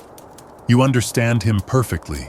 A merchant shouts, 3 baskets for a half-decent story. Another yells, buy now, regret later, our most honest guarantee. You sidestep a crate of dried figs and nearly walk straight into a group of soldiers, offloading something heavy, wooden, and suspiciously coffin-shaped. They glare. You bow slightly. Survival here is at least 60% performance. Historians still debate how organized ancient port cities really were. Some paint them as bustling masterpieces of trade and civic unity. Others argue it was mostly controlled chaos, 1,000 deals, 2 scales, and 0 paperwork. You sit on a piling for a moment and just watch. One man rows alone his boat, dragging a net that seems heavier than it should be. Another flips tiny fish onto hot stones right there on the dock, selling breakfast bites for a single coin each. You try one. It's too hot, too salty, too perfect. A group of children dart between crates, chasing something, maybe a dog, maybe a god in disguise. You're never sure here. A woman with sea-colored beads around her neck leans over the edge of her skiff, speaking softly to the water. A sailor nudges you. She's feeding her brother's ghost, he says. He drowned last season. Wouldn't stay sunk. You blink. He didn't stay sunk. The sailor shrugs. Sea forgets nothing, but sometimes it returns what it doesn't want. You thank him and move along. Past the fishermen come the traders, less salt, more silk. Their stalls burst with color, purple, dye-stained linen spices that look like shattered gems, perfume sealed in tiny glass vials the size of a regret. The traders shout in 3 languages, switching mid-sentence as easily as they smile. One offers you a cure for shame. You decline. Another tries to sell you a shrunken head. Authentic, he insists. Definitely not made from fruit. You're almost tempted to buy it out of sheer admiration for his boldness. A fringe belief around here says the river is a living entity, a serpent god that coils around the city, forever hungry, forever watchful. Those who spit into it get cursed. Those who whisper to it get answers. You consider whispering. You don't. Instead, you find a shady nook and sit. You watch a barge unload amphorae marked with royal seals. Soldiers hover nearby. One amphora tips slightly. A golden shimmer leaks out. No one breathes. Then 2 workers rush over, mop it up, and smile like nothing happened. A dock priest mutters blessings into the water at intervals, tossing in tiny paper charms weighted with wax. Some float, some sink. Depends what the river wants, he tells you. A boy nearby sells river stones carved with little faces. They watch for you, he says. They don't like liars. You buy one. The air here tastes different. Less rot, more rust. Salt and sun. The wind carries news from distant lands, sometimes in the form of gossip, sometimes in the form of fish so strange-looking they get worshipped before being eaten. Then you hear it, a whisper, then a chant. Not loud, but growing. You follow it. Down a narrow alley of stacked crates and broken nets, you find a gathering. 20, maybe 30 people, not shouting, just humming, low rhythmic. The sound makes your spine hum along. One man stands in the center holding a carved staff and a scroll. "We return," he says, "not in ships, but in echoes." The others nod. A woman pours salt in a circle. Another traces symbols in the dust. A third lights incense that smells like burnt fennel and old libraries. You've stumbled into something again. Not a rebellion, a revival. They call themselves the River's Memory. You don't ask how you got invited. You just watch. They don't pray to the usual gods. They pray to tides, to silt, to the things cities forget when they grow too quickly. They chant names of places no longer on maps. They touch the water with reverence. One turns to you. "We don't need to leave the city," she says. "We just need to remind it what it was before it forgot how to breathe." You say nothing. She smiles like that was the right answer. Later, as the sun begins to climb and the heat returns in waves, you wade into the shallows. Just your feet. The water's cool. It sucks gently at your ankles like a child not ready to say goodbye. You think of leaving, truly leaving. The far shore is visible but strange. Trees mist low buildings that don't lean the way this city does. A boatman waits nearby offering passage. He doesn't speak, just waits. You ask him, "What's over there?" He shrugs. "Not here." You step back onto the dock. "Not today." Because this city, as broken and burning and rotting as it is, still has one more story to tell you. And maybe it's the one that changes everything. The city wakes faster than you do. By the time you shake the sleep from your eyes, its heart is already thumping hooves on stone deals, shouted across rooftops, a woman arguing with a crow that's stolen her bread again. Somewhere a drum beats slow and heavy, like the city's counting down to something you should probably be worried about. You head toward the artisans' quarter. This part of town doesn't whisper like the temples or threaten like the port. It sings, literally. Hammers clink in rhythm, potters hum to their spinning clay, and weavers chant patterns into their threads like they're coaxing order out of chaos. If the city has a soul, it's probably made of clay and sinew and dreams someone hammered into bronze. The first thing that hits you is the color. Dyes hang dripping from balconies like liquid rainbows. Saffron, indigo, madder root, all staining the walls and streets with stubborn confidence. A child runs past you, arms dyed blue to the elbows, grinning like he knows something the priests don't. You pass a woman carving tiny gods into a slab of wood. She's missing 2 fingers, but her work is divine, literally. The gods look amused, which is more than you can say for most temple statues. She doesn't look up, but she does say, "You're not from here. Yet." Yet you ask. You'll see she replies, then goes back to carving. Further in a forge belches heat like a dragon with heartburn. Inside, a blacksmith pounds glowing metal into shape, each strike sending sparks into the air like miniature fireflies. His apprentice sings softly to the tools. You pretend not to notice the way they hum back. Historians still argue whether these artisan communities operated independently or were tightly controlled by guild overseers. Some say guilds maintained standards and trained generations. Others claim they hoarded secrets like dragon gold and sabotaged rivals in the name of artistic purity. A group of glassblowers waves you over. You watch as one gathers molten glass on a rod and spins it like candy. The glowing blob becomes a pitcher, then a vase, then a bird. He lets it cool, then hands it to a passing priestess who immediately drops it. No one reacts. He shrugs. Everything breaks eventually. The phrase echoes in your mind. You duck into a narrow courtyard lined with looms. Women work in silence, fingers flying, feet tapping pedals with impossible grace. One loom creaks in protest. Its weaver whispers an apology. You stare too long at one tapestry. It shows a city burning, not metaphorically. There are tiny, perfect figures fleeing others, fighting. In the smoke faces. Not gods, not demons, witnesses. You ask the weaver who made it.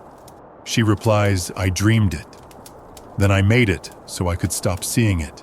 A fringe belief among thread workers says the first stitch holds the truth, and every stitch after is a lie trying to hide it. You start wondering how many lies it takes to make a beautiful curtain. Next, you pass the dye baths, deep pits filled with liquid color and mystery. Workers stir them with long poles, muttering to keep the colors from turning wrong. One man fishes out a cloth that was supposed to be blue. It's now iridescent. He frowns. It's thinking too much again. You don't ask. An old woman offers to paint your face in the style of the Stone Kings. You let her. She traces lines from brow to cheek, from lip to jaw, muttering stories as she does. She finishes and says, "Now the wind won't forget you." You thank her, unsure if that's comforting or ominous. A pottery stall catches your eye next. The pots are strange, lumpy, irregular, painted with scenes that don't match any mythology you've heard of. One shows a man climbing into a lion's mouth, another a city floating above water upside down. You ask the potter where he learned to make these. He grins. They come to me in fever. I just obey. He hands you a tiny bowl, inside scratched faintly, leave before it starts. You try to give it back. He won't take it. You move on. At the edge of the quarter, a small square hosts a market for irregular crafts. No one here claims perfection. That's the point. A girl sells jars filled with trapped wind. A man offers sandals that squeak out different bird calls with every step. A pair of twins hawk mirrors that don't reflect you, only the parts of the city you're not supposed to see. You buy one and tuck it away. You sit at a fountain to rest. A child sits beside you, threading beads onto a string. "Do you like the city?" she asks. You hesitate. Sometimes you say. She nods. "It's better when you make things." You ask what she makes. She holds up the beads. Each one's a different shade of red. This one's for fire. This one's for rust. This one's for what you feel when you realize the bread won't rise. You blink. What's that last one called? She shrugs. Despair, probably. She gives you the bead, for luck. You stay there a while, watching artisans shape a world out of scraps, willpower, and noise. No divine intervention, no temple funding, just stubborn beauty. Because here creation is resistance. Every bowl, every bead, every tapestry and flawed jug, they're not just objects. They're refusals. To disappear, to be forgotten, to accept that the city owns every breath. You walk away slowly, passing a wall freshly painted with a message, "Make something that outlives you." And for the first time since you arrived, the city doesn't feel like it's closing in. It feels like it's waiting. You've heard the city breathe. You've heard it shout. But now it hums.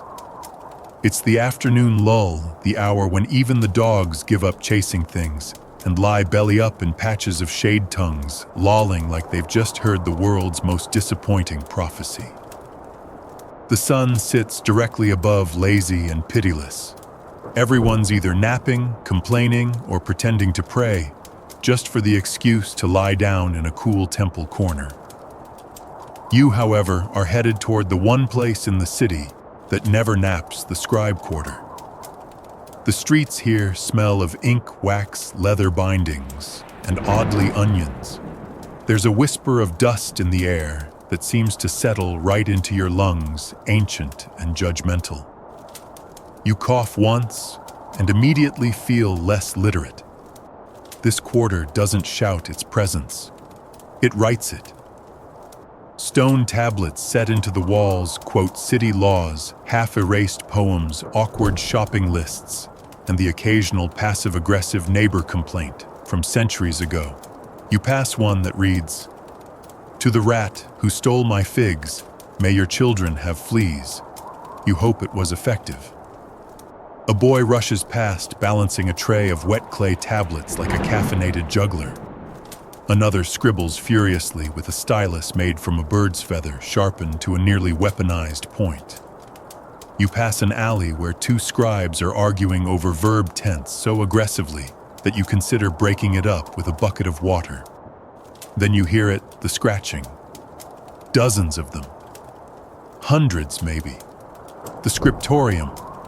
It looms at the quarter's heart like a fortress built of ink and overcommitment. A square building with no decoration save a single phrase above the door, "Words are more dangerous than flames." Someone's added in fresh charcoal, but not faster. Inside the room is vast and dim. Tables run in rows like a field of tired ideas. Scribes sit hunched, bathed in the flickering light of oil lamps and the eternal pressure of deadlines. One man mutters his own dictation under his breath. Another dozes with his stylus, still in hand, ink slowly dripping onto his sleeve like a leaky gilt. You pause at a wall covered in scrolls, each bound with string in a color-coded system no one explains. You reach for one. A woman slaps your hand without looking up. No touching unless you can conjugate 3 tenses and name 5 gods in order of pettiness. You step back. A clerk approaches. He looks 15 and deeply unimpressed. You a patron, cool. Then you're probably a distraction. I'm just. He hands you a wax tablet. Copy this. Quietly, you take a seat. The tablet reads, "In the 3rd year of the flame cycle, markets failed. Blame was assigned. Lessons were ignored. You start copying. You are bad at it. Your lines wobble. Your spacing is inconsistent. Your wax smears like your intentions. A scribe 2 seats over raises an eyebrow so high it could classify as airborne. You persevere. Historians still argue whether ancient record-keeping was about preserving truth or constructing it. Some believe scribes served as neutral archivists. Others insist they were instruments of narrative control, spinning disasters into destinies, failures into footnotes. A man near the back sneezes so violently he ruins 3 scrolls. A fellow scribe weeps quietly. You hand your tablet in. The clerk glances at it. Readable, he says. Barely. You could pass for a minor functionary with a handwriting disability. You beam with pride. He walks away. You duck out of the building and find yourself in a narrow lane filled with book vendors and scroll dealers. This isn't where the official truth lives. This is where theories go to dance. One stall sells scrolls inspired by dreams and verified by hallucination. Another offers unauthorized temple gospels discounted due to smudging. You pick up a leaflet titled, "7 Signs the City Was Built by Fish." You read it twice. You're not unconvinced. A fringe belief in the scribe quarter says that all words ever written still exist, floating invisibly through the air, waiting to be spoken again. You hold your breath for a moment, just in case. You pass a man with a tattooed face reciting legal codes backward. A woman paints letters onto walls with invisible ink, which she swears only the gods can read. A child sells love poems for a single fig. You give him 2. He blushes. Eventually, you find a quiet square where older scribes teach students. One speaks in a low voice. The pen is sacred. But so is silence. And the spaces between symbols, that's where the real magic hides. You think about the gap between sentences, between people, between facts and what we do with them. As you leave the quarter, a familiar figure blocks your path. It's the woman who painted your face. She looks you up and down. Now the wind knows your name, she says. But so do the ones who don't forget. What does that mean? She steps aside. You'll know soon. You walk faster now. Back into the parts of the city that don't hum but growl. But even there, even in the dust and the shouting and the panic-smelling streets, you carry something new. A word unspoken. A truth half-formed. A story still sharpening its claws. You're heading downhill again, but this time it doesn't feel like descent. It feels like you're being pulled by gravity, yes, but also by something more subtle. Like the city itself has turned a page and wants you to read the next paragraph. You pass a street where people sell only doors, not houses, just doors. Some carved with birds, others etched with curses in beautiful calligraphy. One has a small mirror in its center. You look in. For a moment, your reflection isn't there. You don't wait to see if it comes back. The ground levels out. The air gets cooler, heavier. You're entering the Undercity. It's not marked on any map, but everyone knows it's there. Tunnels, cisterns, catacombs, call it what you want. This is the layer of the city that remembers too much and refuses to sleep. Your entrance is subtle. Just a cracked stone arch, half covered in vines with a faint breeze that smells like old water and long secrets. You duck inside. The change is immediate. Light dims, sound softens. Your heartbeat feels louder than your footsteps. The tunnel walls are damp and irregular, carved by hand, but abandoned halfway through. Some stones have ancient markings, guard dogs, spiral eyes, teeth made of fire. You run your fingers along the grooves and they pulse like they've been waiting. You pass niches filled with offerings, old coins, dried herbs, faded bones. Someone's lit a torch ahead, and its flicker gives shape to things that weren't there a moment ago. You walk slower now, not from fear, from reverence. Historians still argue whether these underlayers were part of urban design or just a side effect of desperate digging. Some say they were water channels. Others claim they were escape routes or the original settlements the upper city was built to forget. A rat skitters across your path. You salute it. It seems like the polite thing to do. Deeper in the air turns still. You enter a cavernous chamber with a ceiling high enough to echo your breath. In the center, a well. Not for water, for memory. People come here not to drink, but to remember. The wall above the well reads, "Drop in what you can't carry." You peek over the edge. It's dark. You hear whispers. You find a stone nearby, whisper your worst moment into it, and let it fall. The whisper fades. You walk on. The corridor narrows again. You duck through a short passage and emerge into a hall where walls are covered in handprints. Hundreds. Thousands. Some small, others massive. All pressed in red dye that looks suspiciously like something the arena might recognize. A man waits here, seated, cross-legged, eyes closed. He speaks without looking at you. They come here to leave proof that they lived, that they chose what you ask. To remember, he says. Most don't. You did. You sit beside him for a moment. He doesn't open his eyes. He's not sleeping, though. He's listening. You don't ask what to. Further on, you find an archway covered in bones. Not human, not quite animal. You duck through and arrive at what looks like a theater stone benches carved from the floor, a central space blackened from fires long dead. People sit here in silence, watching nothing. A woman speaks softly from the shadows. We gather to witness what hasn't happened yet. You ask what she means. She says, this city forgets slowly, but it forgets. And when it does, we will still remember. That's why we're here. You stay a while. No one speaks above a whisper. No one moves too quickly. There's no script, just presence. Eventually, you leave passing a man etching symbols into the wall with a bit of bone. He nods at you. "I saw your mark. I didn't make one." "You will," he says. You climb a winding stair, slick with moss and time.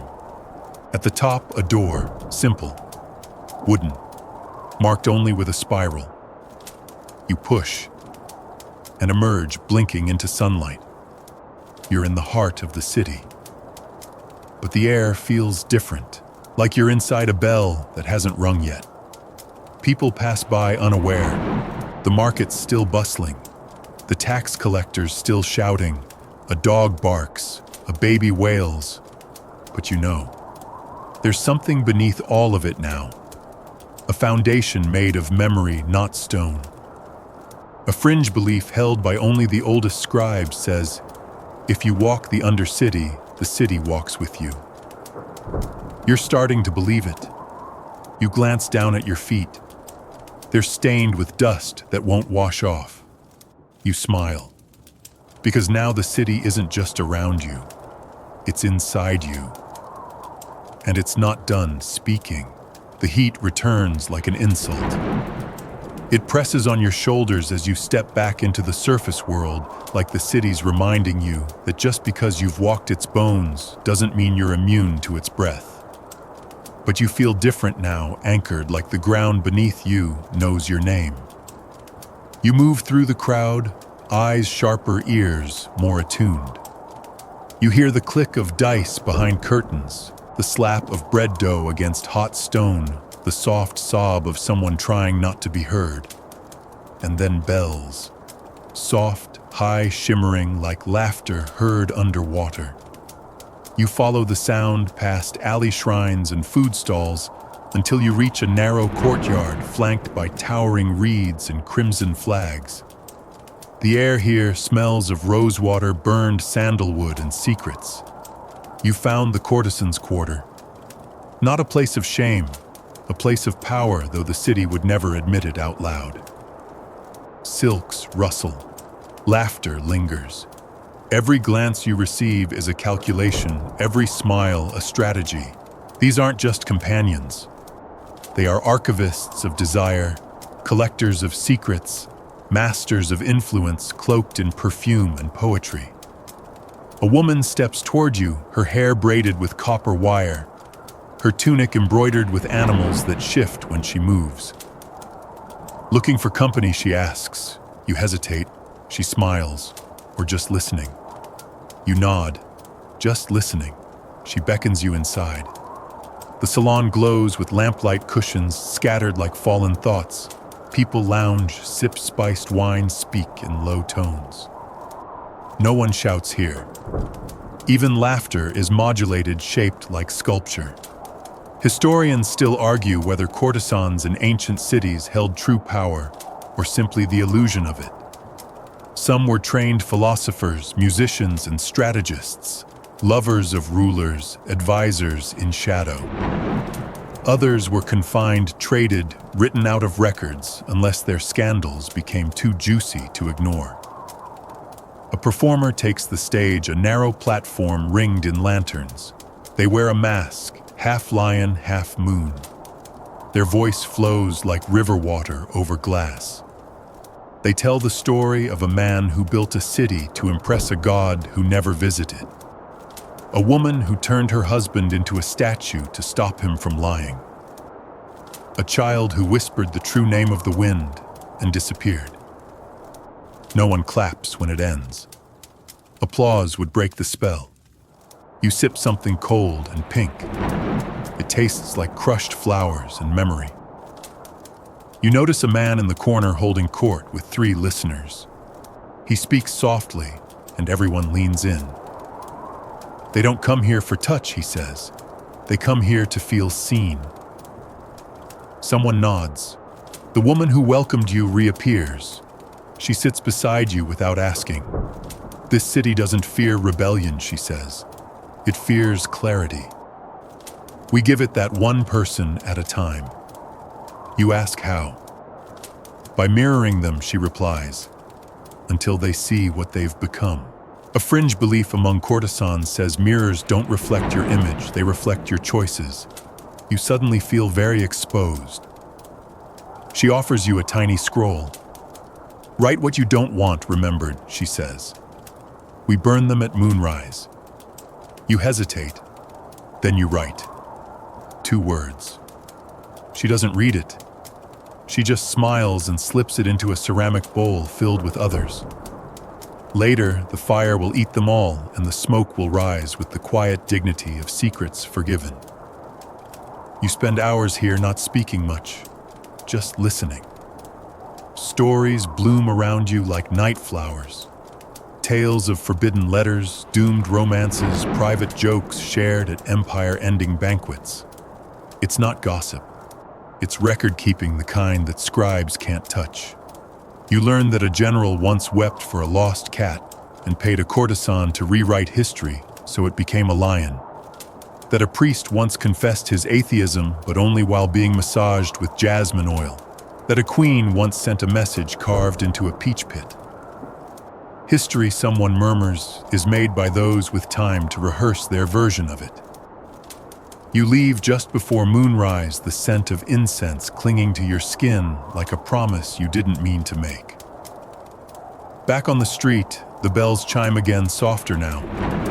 You pass a young man reciting poetry to a stone fountain. You pass an old woman giggling into her shawl.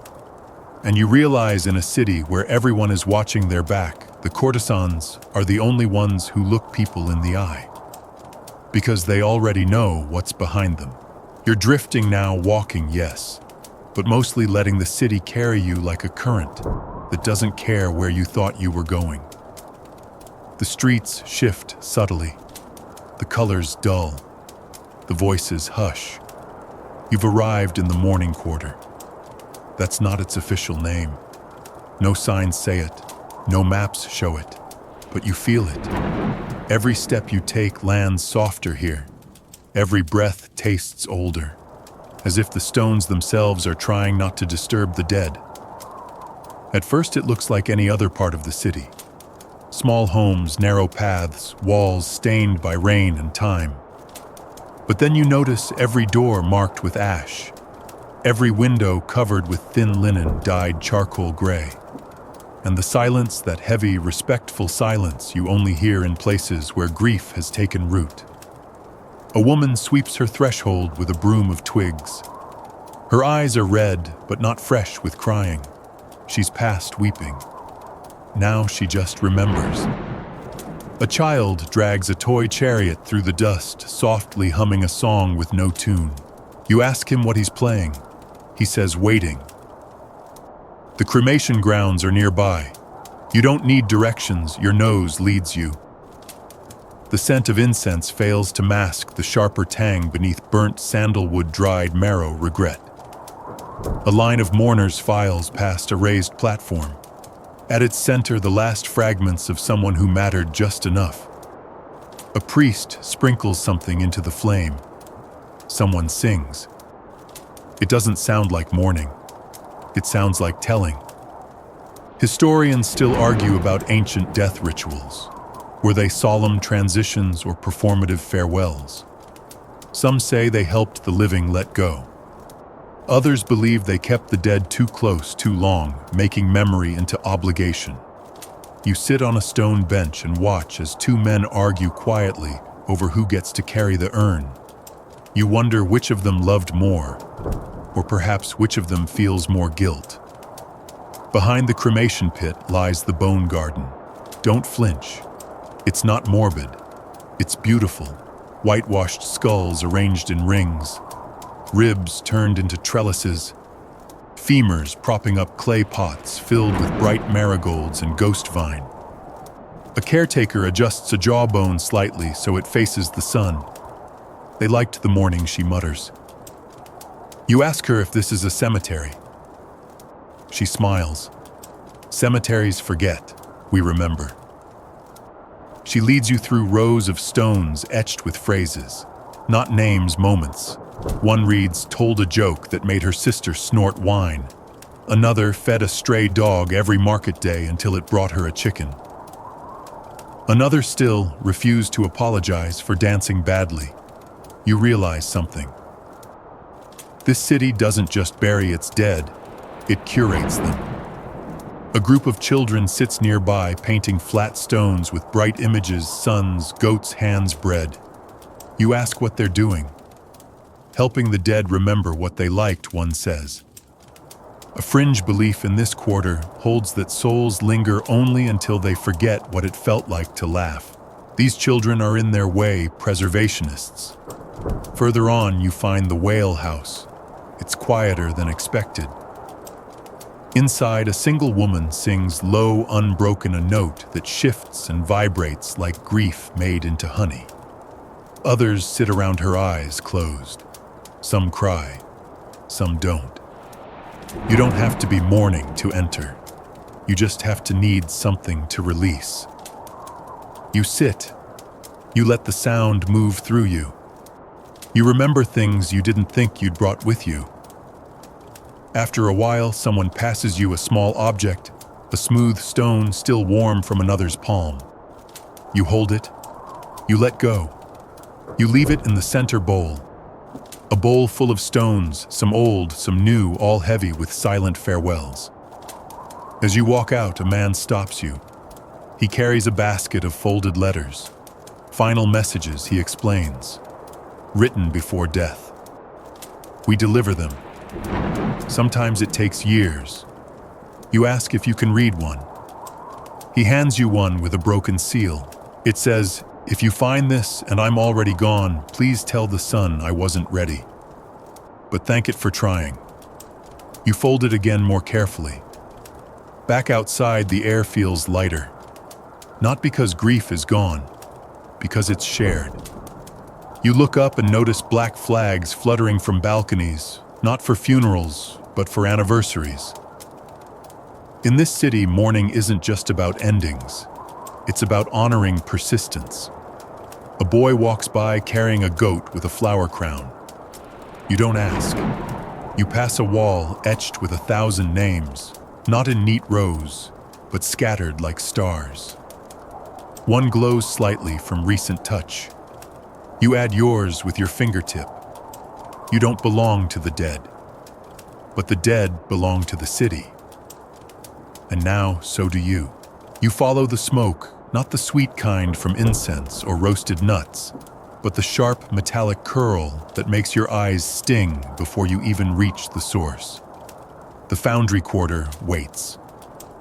If the artisan quarter was about craft and beauty, this place is about transformation by force. Stone becomes blade, ore becomes law, fire becomes language. This is where the city shows its spine and sometimes its teeth. The air feels heavier here, like it's had to carry too much for too long. The ground thrums beneath your feet. Not an earthquake, just hammers pounding in rhythm like a war song no one remembers how to finish. You round a corner, and there it is, the great foundry. A monstrous structure of stone arches, metal piping, and soot-streaked windows that haven't let in light in years. The walls sweat. The doors groan. The workers, they don't walk. They stalk, eyes focused backs, hunched faces smeared with ash and authority. You step inside and the heat punches you in the chest. Molten metal sloshes in open troughs. Sparks fly in bursts that resemble applause if applause were aggressive and armed. Men and women work in silence, speaking only with gestures and glances. They wear thick aprons, layers of linen soaked in vinegar to slow the burns. Nothing slows the burns. A woman pulls a rod from the furnace. On the end, the glow of potential violence. She hammers it twice, then plunges it into oil. The hiss is deafening. Historians still argue whether these foundries were merely industrial or something closer to ritual spaces. Some believe blacksmiths were priests in disguise, keepers of secrets buried in ore and smoke. Others suggest the ritual part was just a poetic excuse for the terrifying efficiency of war prep. You pass racks of weapons, not polished, Not ceremonial, just ready. Spears, knives, curved blades with names etched along the spine. Most are labeled only with numbers, as if naming them would make things too personal. A foreman eyes you. You work, you shake your head. He snorts. Then don't block air, you sidestep. At the far end of the foundry, a smaller chamber glows violet with unfamiliar light. You peek in. It's quieter here. Tinkers, not smiths.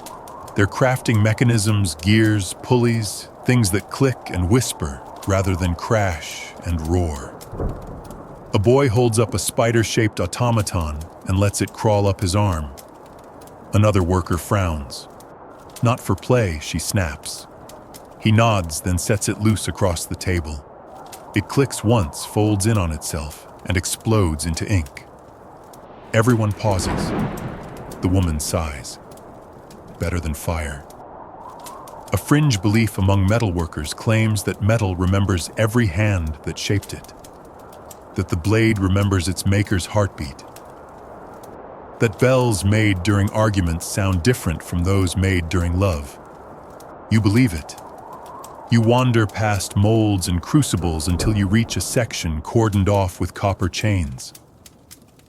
A worker steps forward. Restricted. You ask what's inside. He says experiments. You ask what kind he leans in. The kind that never leave the city. You decide not to test his patience. Back in the open yard behind the foundry, you watch a demonstration. A group of soldiers tests new equipment shields that splinter into darts helmets, that whisper commands, sandals that silence footsteps. A captain frowns at a defective spear. It sings, he mutters. I don't want it to sing. A smith shrugs. It hums when the target's heart skips. It's a feature. The captain drops it. I want silence. You edge away. On a raised dais, a statue overlooks the chaos. A woman in a smith's apron hammer, raised eyes carved with the fury of someone who once reshaped a city and then dared it to forget. The plaque reads, "She burned what didn't work." You sit beneath her shadow and watch the furnaces pulse like volcanic lungs. Workers move like phantoms, illuminated only by firelight. One hands you a ring made from twisted nails.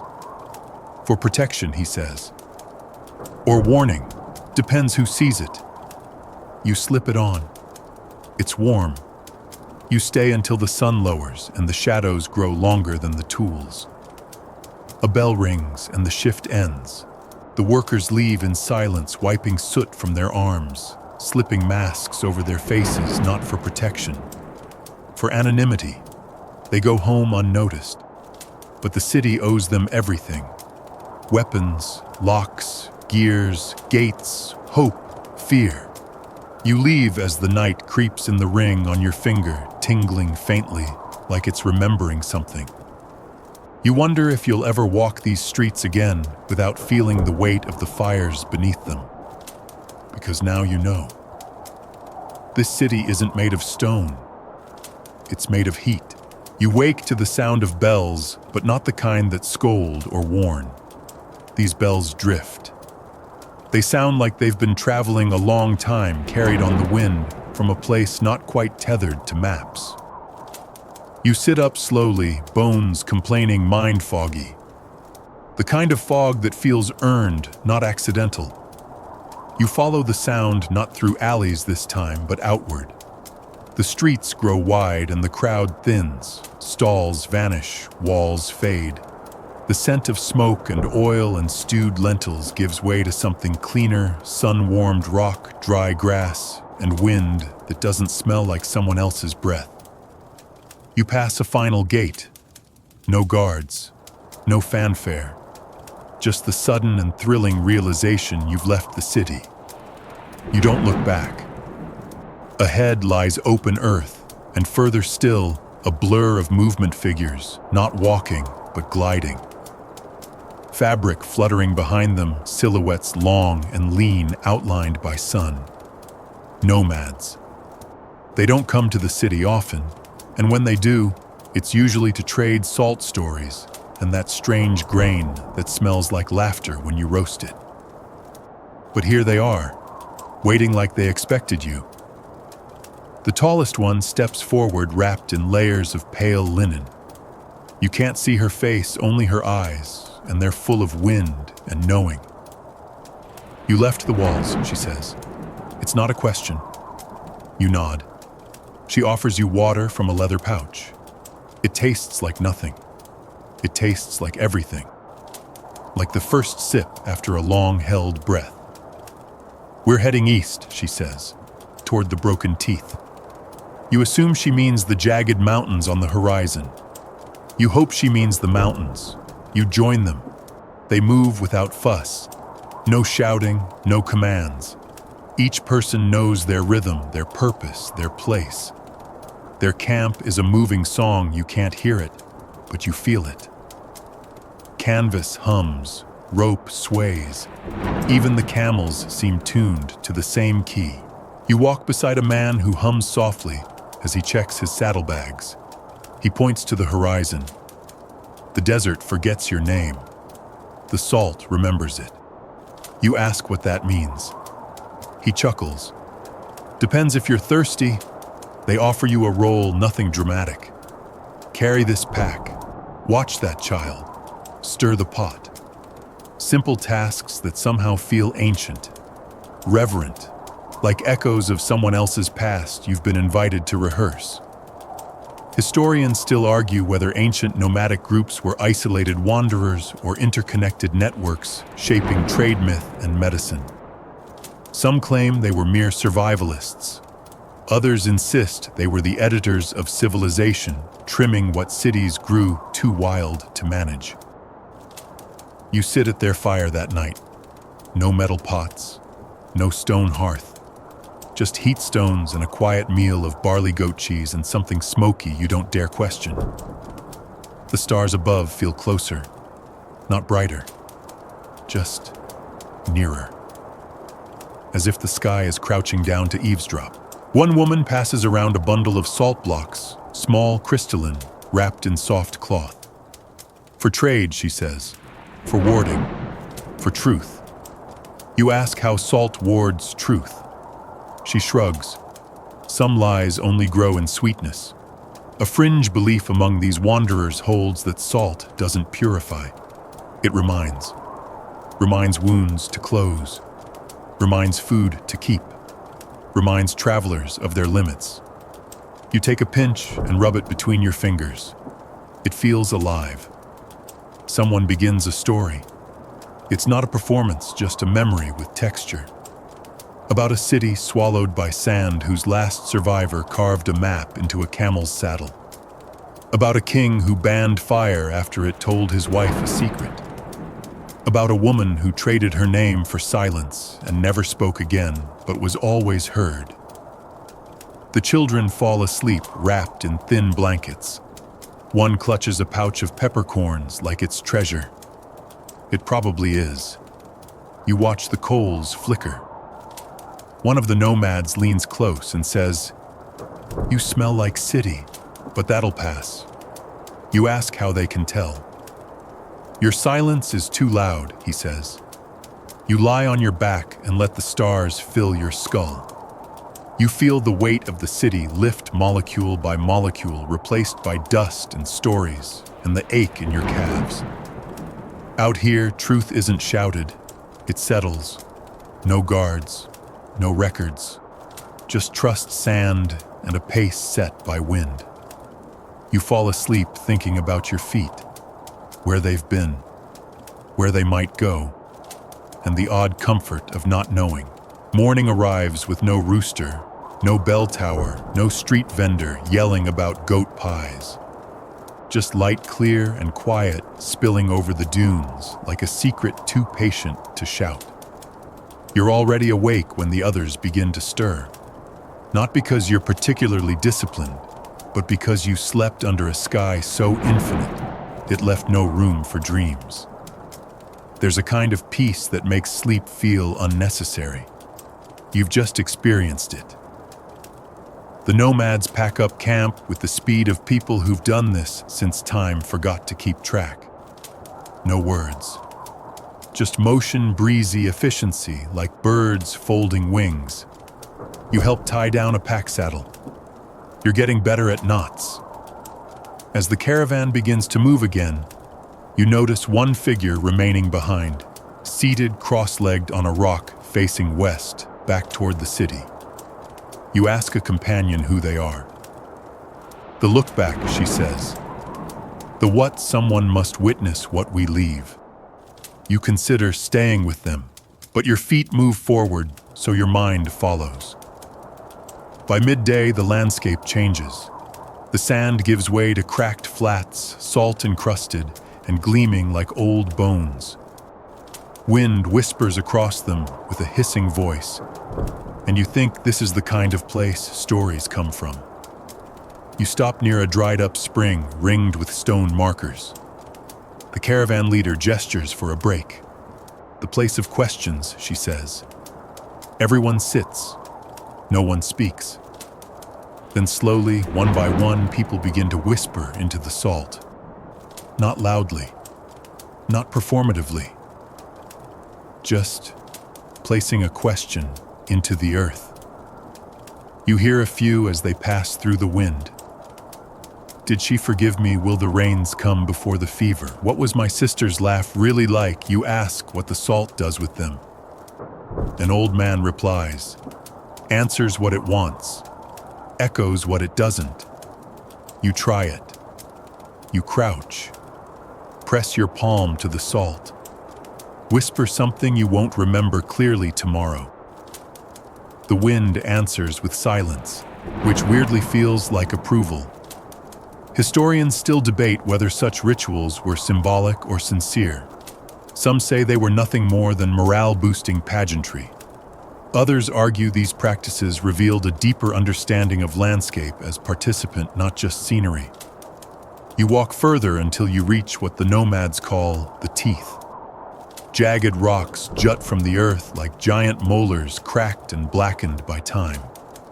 No two alike, all wrong in shape like they grew here by mistake and no one corrected them. This is where the stories change. The nomads grow quieter. They walk closer together. One begins humming a song with no words. You ask what these stones are. Markings, someone says. Of what exits, entrances, endings. Hard to say. One child no older than 10 touches the tallest tooth with a reverent hand. It hums, she says. You place your palm on it. It does. A deep, thrumming vibration like a heart 3 layers beneath the ground. You don't ask what it means. You just feel it. That night, the fire burns lower. The stories grow darker, not gory, just heavier. Tales of roads that vanish, of people who walked too far and came back speaking new tongues, of salt that turned sweet, then killed everything it touched. A fringe belief among the nomads says there are places the earth itself avoids blind spots in the world's memory. The teeth mark one of those places, not cursed, not sacred, just unclaimed. You fall asleep with that word echoing, unclaimed. In the morning, you wake alone. Not abandoned, just gently, deliberately left behind. They've moved on. You find a flatbread wrapped in leaves, a water skin, and a tiny stone carved with a spiral. You smile. Then you notice the footprints, yours and theirs, already fading. You walk the edge of the teeth alone. At first it's unsettling, but soon it becomes clarifying. No distractions, no whispers, just your thoughts and the low hum of a land that doesn't care what you think, but listens anyway. You start talking aloud. To no one. To everyone. To the city you left. To the version of you still walking those alleyways. You ask questions the salt didn't answer. You forgive people who'll never know. And then on the third night, something remarkable happens. You find a tree, just one. Thin wind-blown leaves like wisps of smoke, but real, alive. growing from a crack in the rock.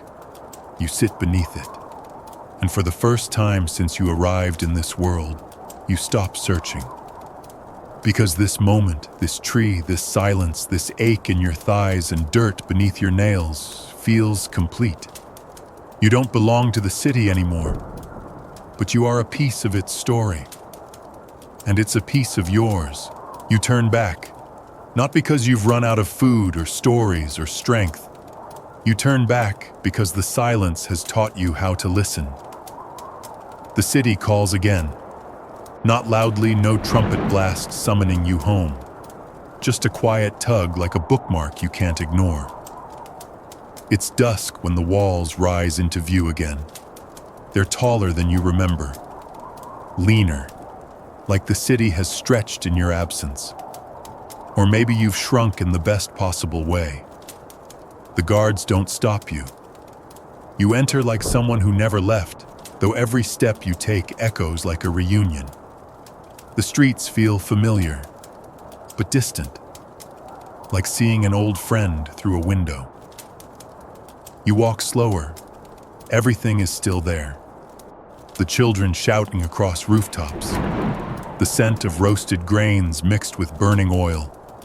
A woman yelling at a merchant about the price of onions with more drama than a war epic. But you're different now. That difference presses against the city like a second skin. You pass the shrine where you once left a coin and a hope. Someone has added more coins. Someone else has taken one. The cycle continues. You pass the alley with the mirror. The reflection still doesn't show your face. Just the city blinking back at itself. You smile. Your first real stop is a rooftop garden, not a formal one. Just pots on tiles, vines climbing laundry lines, a stray chicken with better posture than most aristocrats. You climb the stairs and find the man who tends it. You didn't know you were looking for him until you see him. He's older than before. Or maybe the light's just honest up here. He looks up and says, "So did you find out if the stars are still in charge?" You laugh. It feels good. You sit. He hands you a fig. It's underripe and stubborn, but you eat it anyway. You tell him a story, not the full story. Just a sliver. The boy with the salt, the teeth, the humming stone. He listens. Really listens. When you finish, he nods once and says, "Still worth it then." You spend the night there. The city sounds different from this high up, like it's exhaling, like it finally found a comfortable sleeping position. You rise before the sun and make your way to the market district, not to buy, just to walk. The stone tiles still wobble in that one spot. The hawker still sings about miracle cucumbers. The stray dog you once named after a war god still limps dramatically, though you suspect it's for attention now. You catch a glimpse of yourself in a puddle. You look settled, not finished, but grounded. You reach the old amphitheater where the children reenact ancient battles with puppets and sticks. Today's show, The Emperor Who Forgot His Name. You watch as a 6-year-old in a paper crown weeps dramatically into a fig leaf. A woman beside you says that one always ends differently. You nod, because sometimes stories grow with their audience. Historians still debate whether memory is shaped more by fact or by feeling. Some claim the records must be fixed. Others insist memory lives breathing and bending with the people who carry it. You know which side you're on. You walk past the tax collector's square. The booth is gone now. A child has drawn hopscotch squares in its place. Progress in chalk. You pass the courtesan's quarter. You don't go in, but you hear laughter.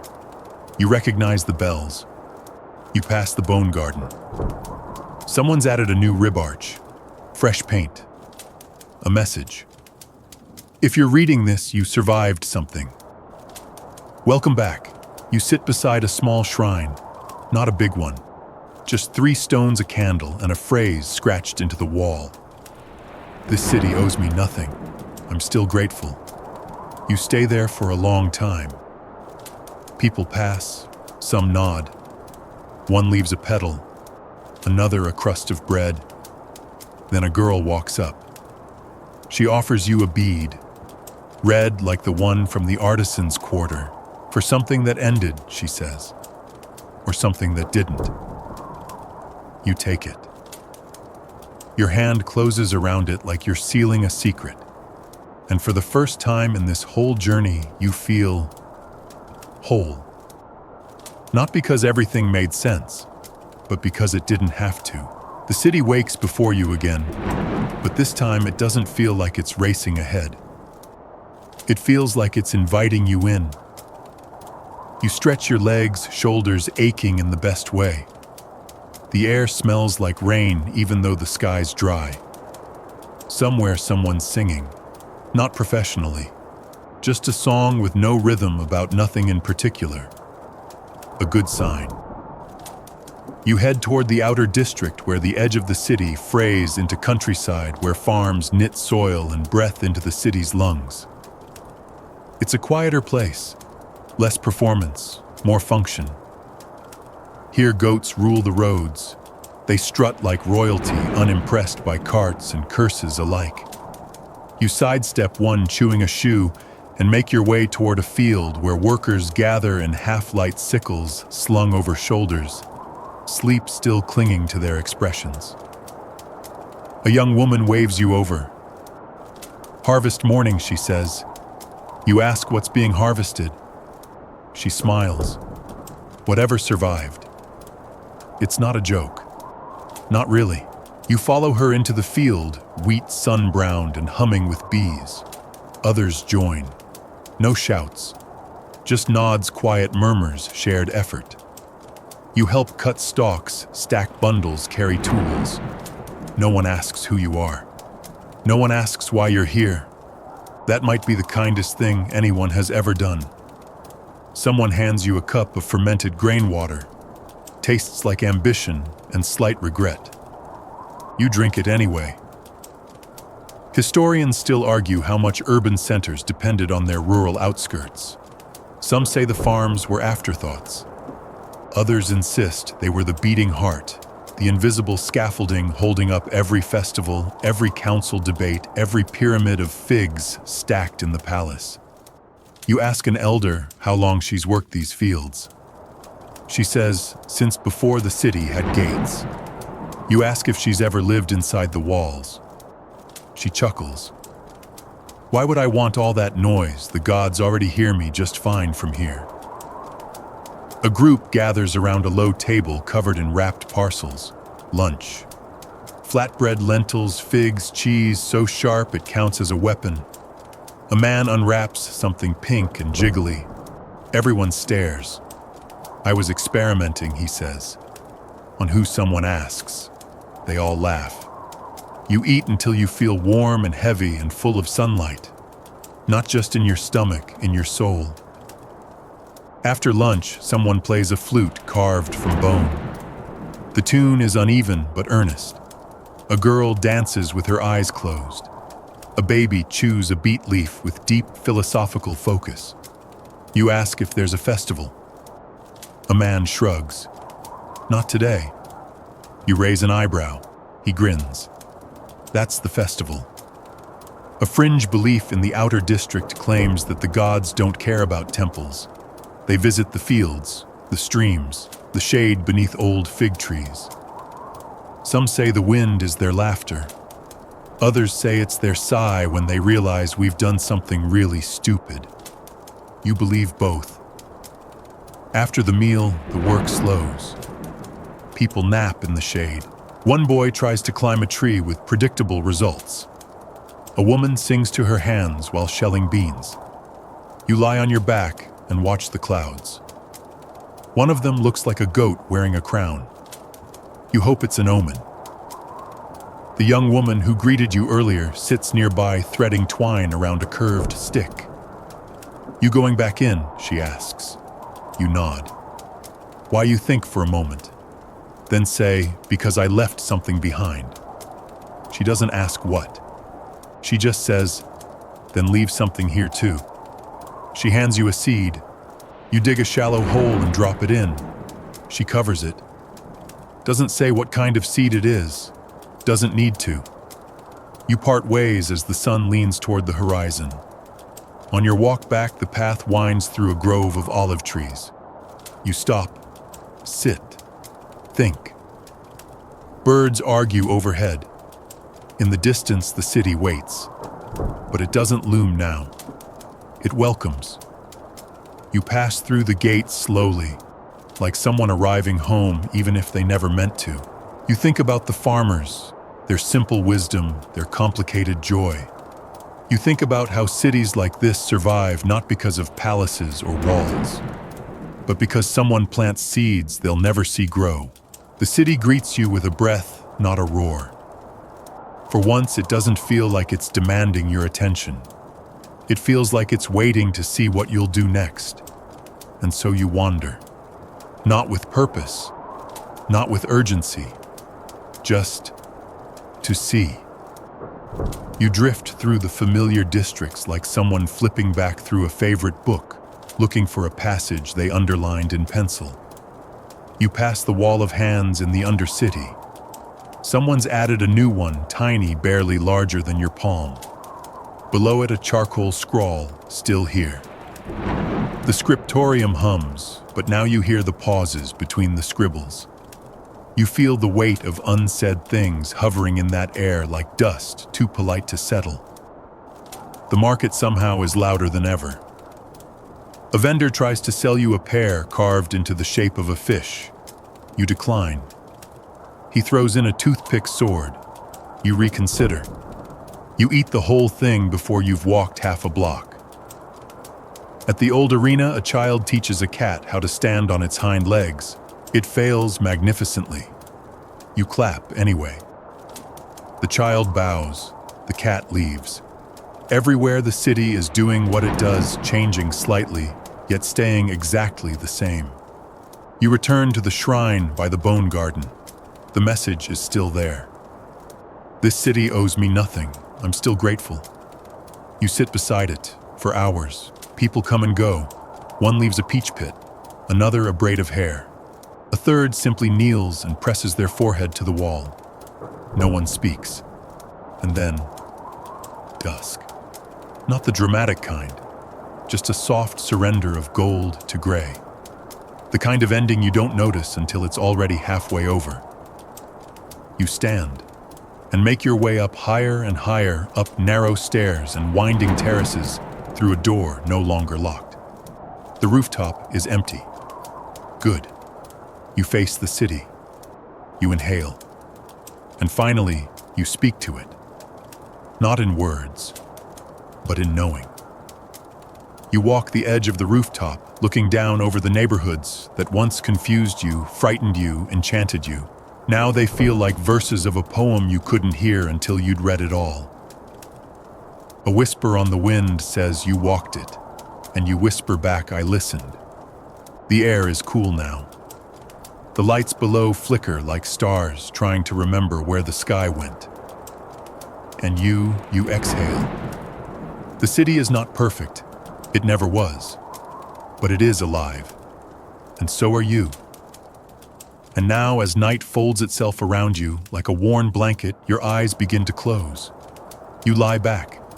The stone beneath you warm from the day, the air around you humming with memory. You made it. You escaped the chaos. And in doing so, you understood it. And now, breathe. Let your shoulders soften. Let your breath stretch longer.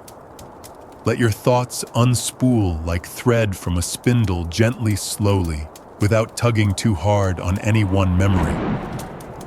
You've traveled far tonight across crumbling stone paths and silent tunnels, through perfume-slick corridors and wind-lashed plains. You've met the ones who remember the ones who sing the ones who don't speak until the silence is thick enough to carry weight. And now all that noise, all that history, all that dust and gold and salt begins to fade into background hum. You are safe now. The city no longer presses on your chest. It rests beneath your head like a stone pillow warmed by sunlight. You don't need to look over your shoulder. The fires are banked. The walls are still standing. The stories you carry are yours to keep. Or not. The city will remember them if you forget. So let your limbs grow heavier one by one. Let your jaw unclench. Let the rhythm of your breath fall into sync with the long, slow heartbeat of a place that's existed far longer than fear. A place where even the gods sleep sometimes. The last thing you hear may be footsteps, maybe wind, maybe just your own heartbeat echoing back to you through time. But wherever you go next, dream or waking, know this. You escaped the chaos not by running from it, but by walking straight through. End of script. Sweet dreams.